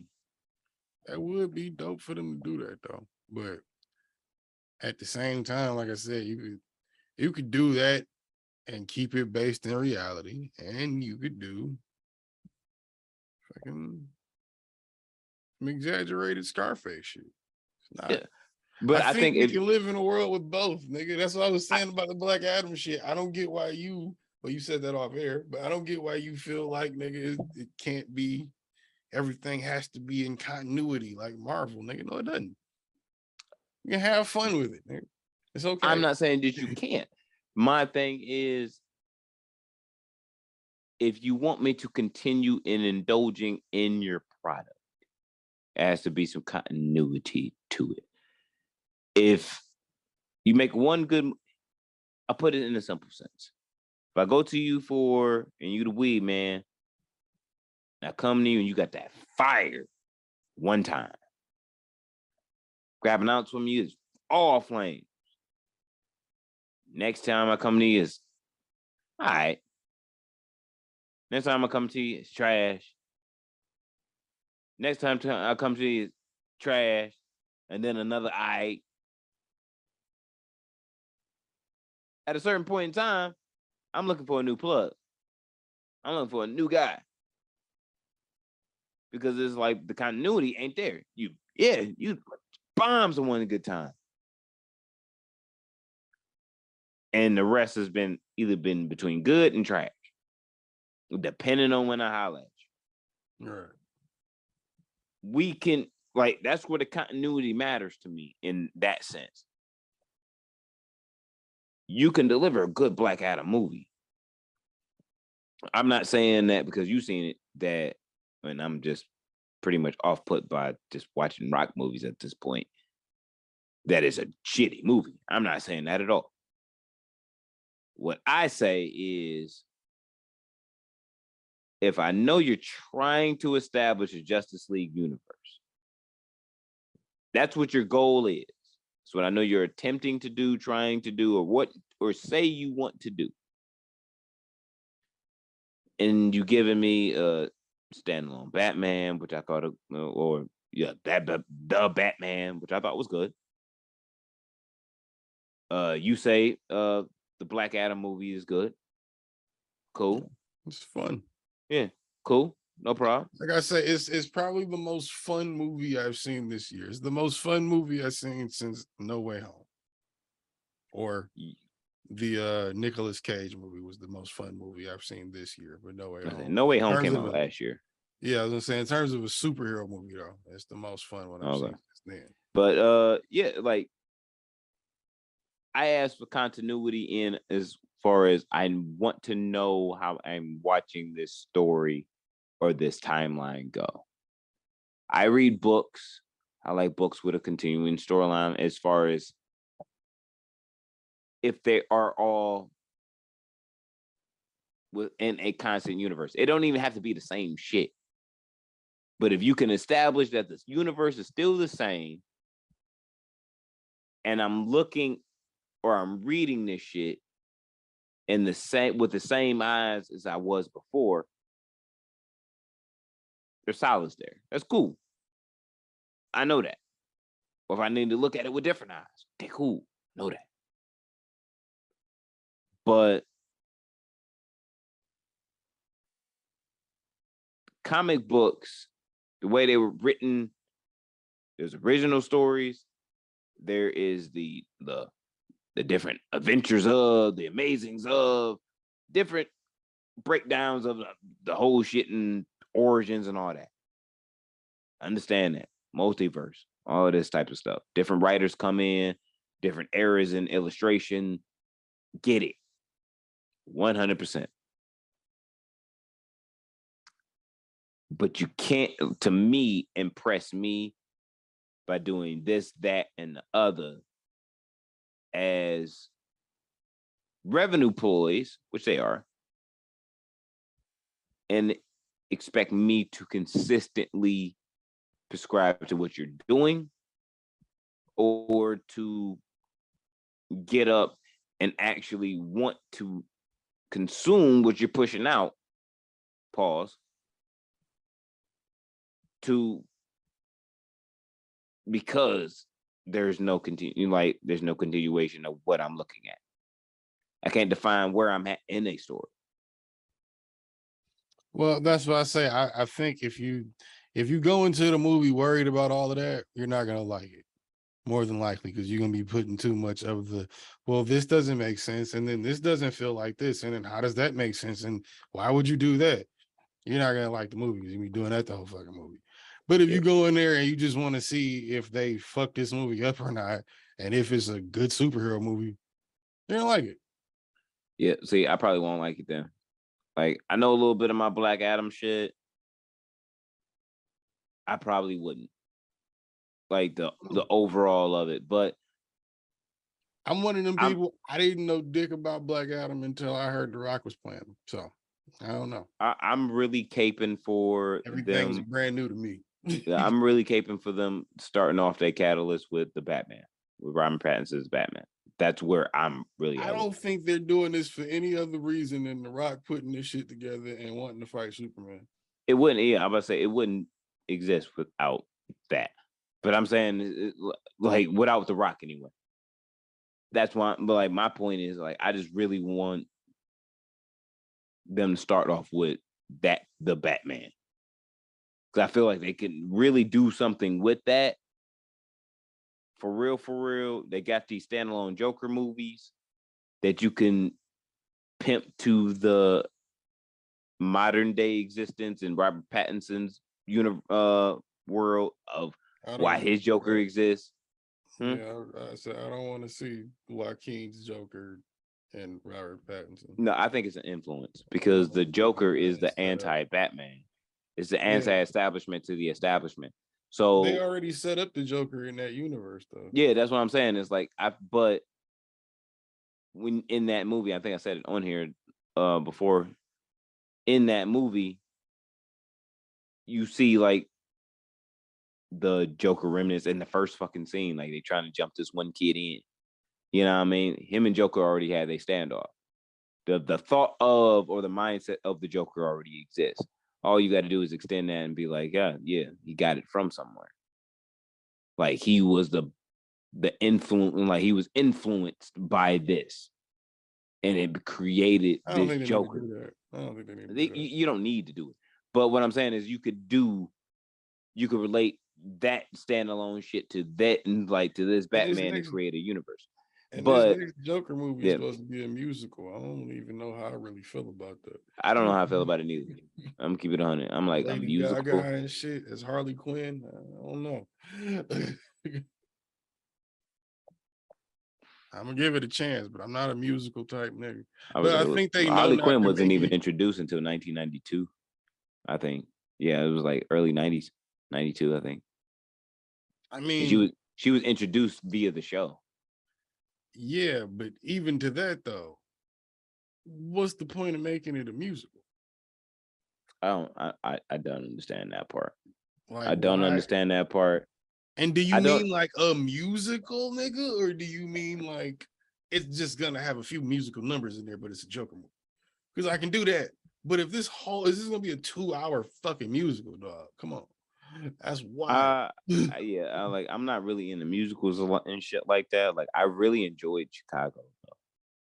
That shit's fire still. Because it was a fucking musical.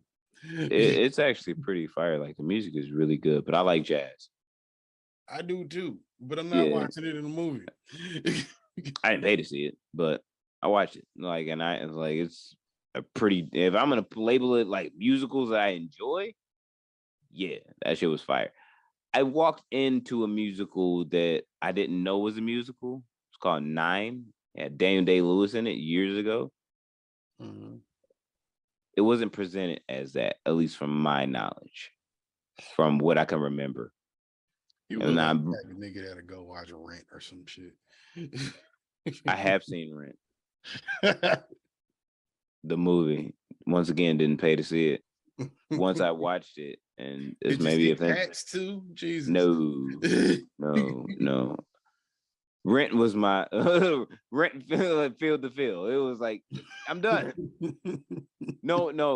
I'm not. I'm lying. Nine was that because I was fooled into it because I didn't think it was a musical. And once I realized it was, I'm like, damn, Daniel Day-Lewis is a shitty singer. Why did they do this? Oh shit. Yeah. Why did they do this? One. And two, I'm not getting fooled again. Period. Period. Like I knew what Chicago was. I just never saw it live. And I'm like, nigga, if I get to see Catherine Zeta Jones and some motherfucking lingerie, nigga, I'm here for that. I'm with it. No, I am here for that. She spread eagles with the panties on. This rated PG-13. You show? Shit. I'm here for that. A woman's still gorgeous. I don't care what nobody say. Oh, young and all. Bipolar and all. She bipolar too. She wild. Still I already know. Yeah. She wild. She a good time.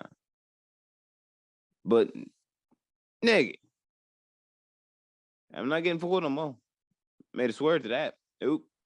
Won't be me. Nope, not me.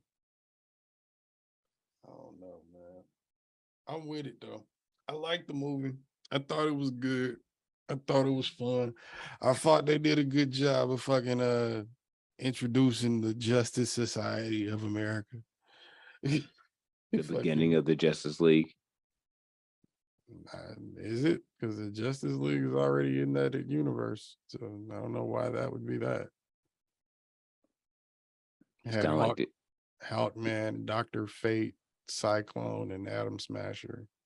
It's kind of like the pre-Justice League niggas that they could get on. Well, yeah, I guess that could have been before they had. Yeah, that's what I'm saying. Justice League in that timeline.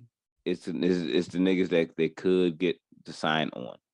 Yeah, you know, they exist, like, but they're not like together. There's no mention of the Justice League.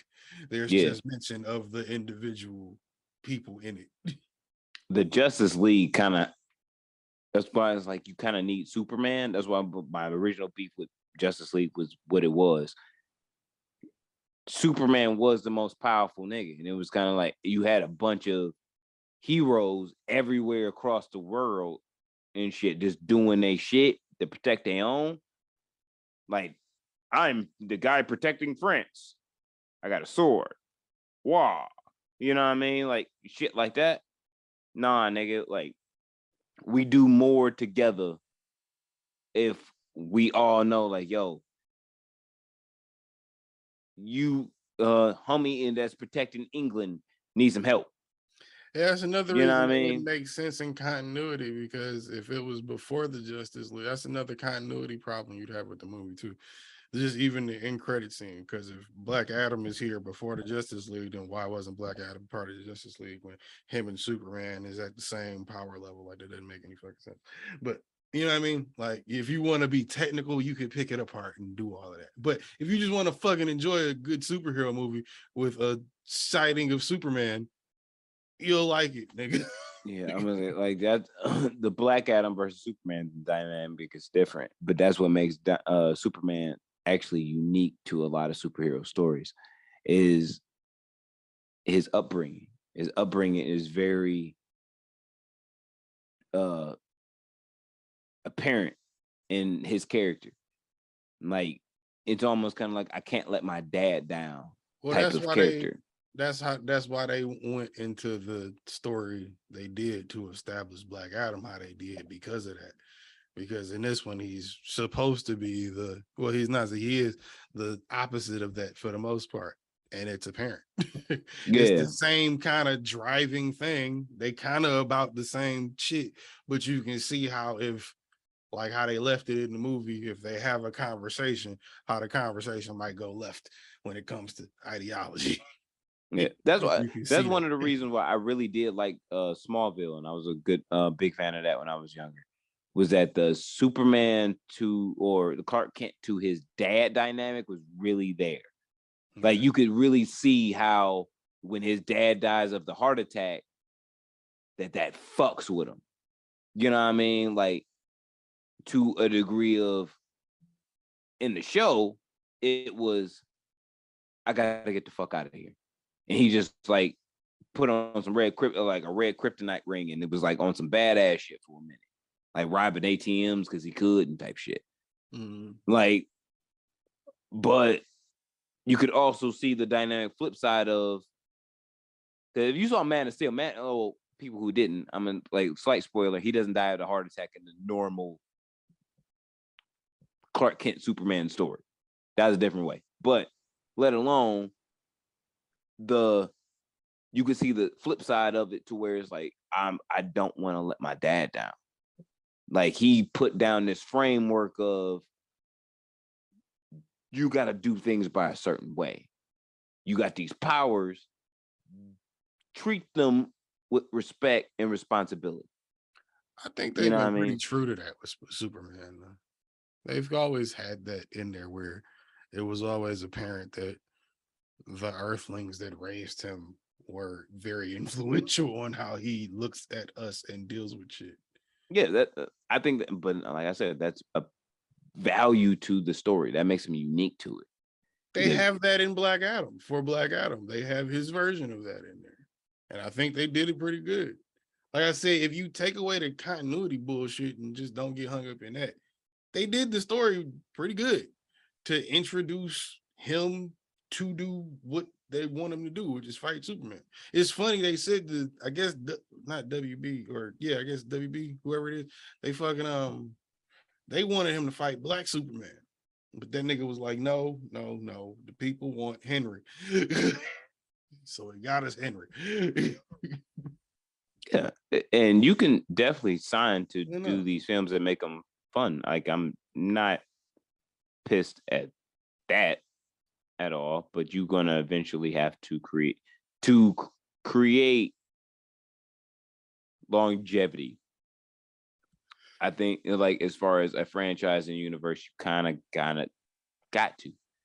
And with someone like, there are plenty of story arcs where Superman eventually died.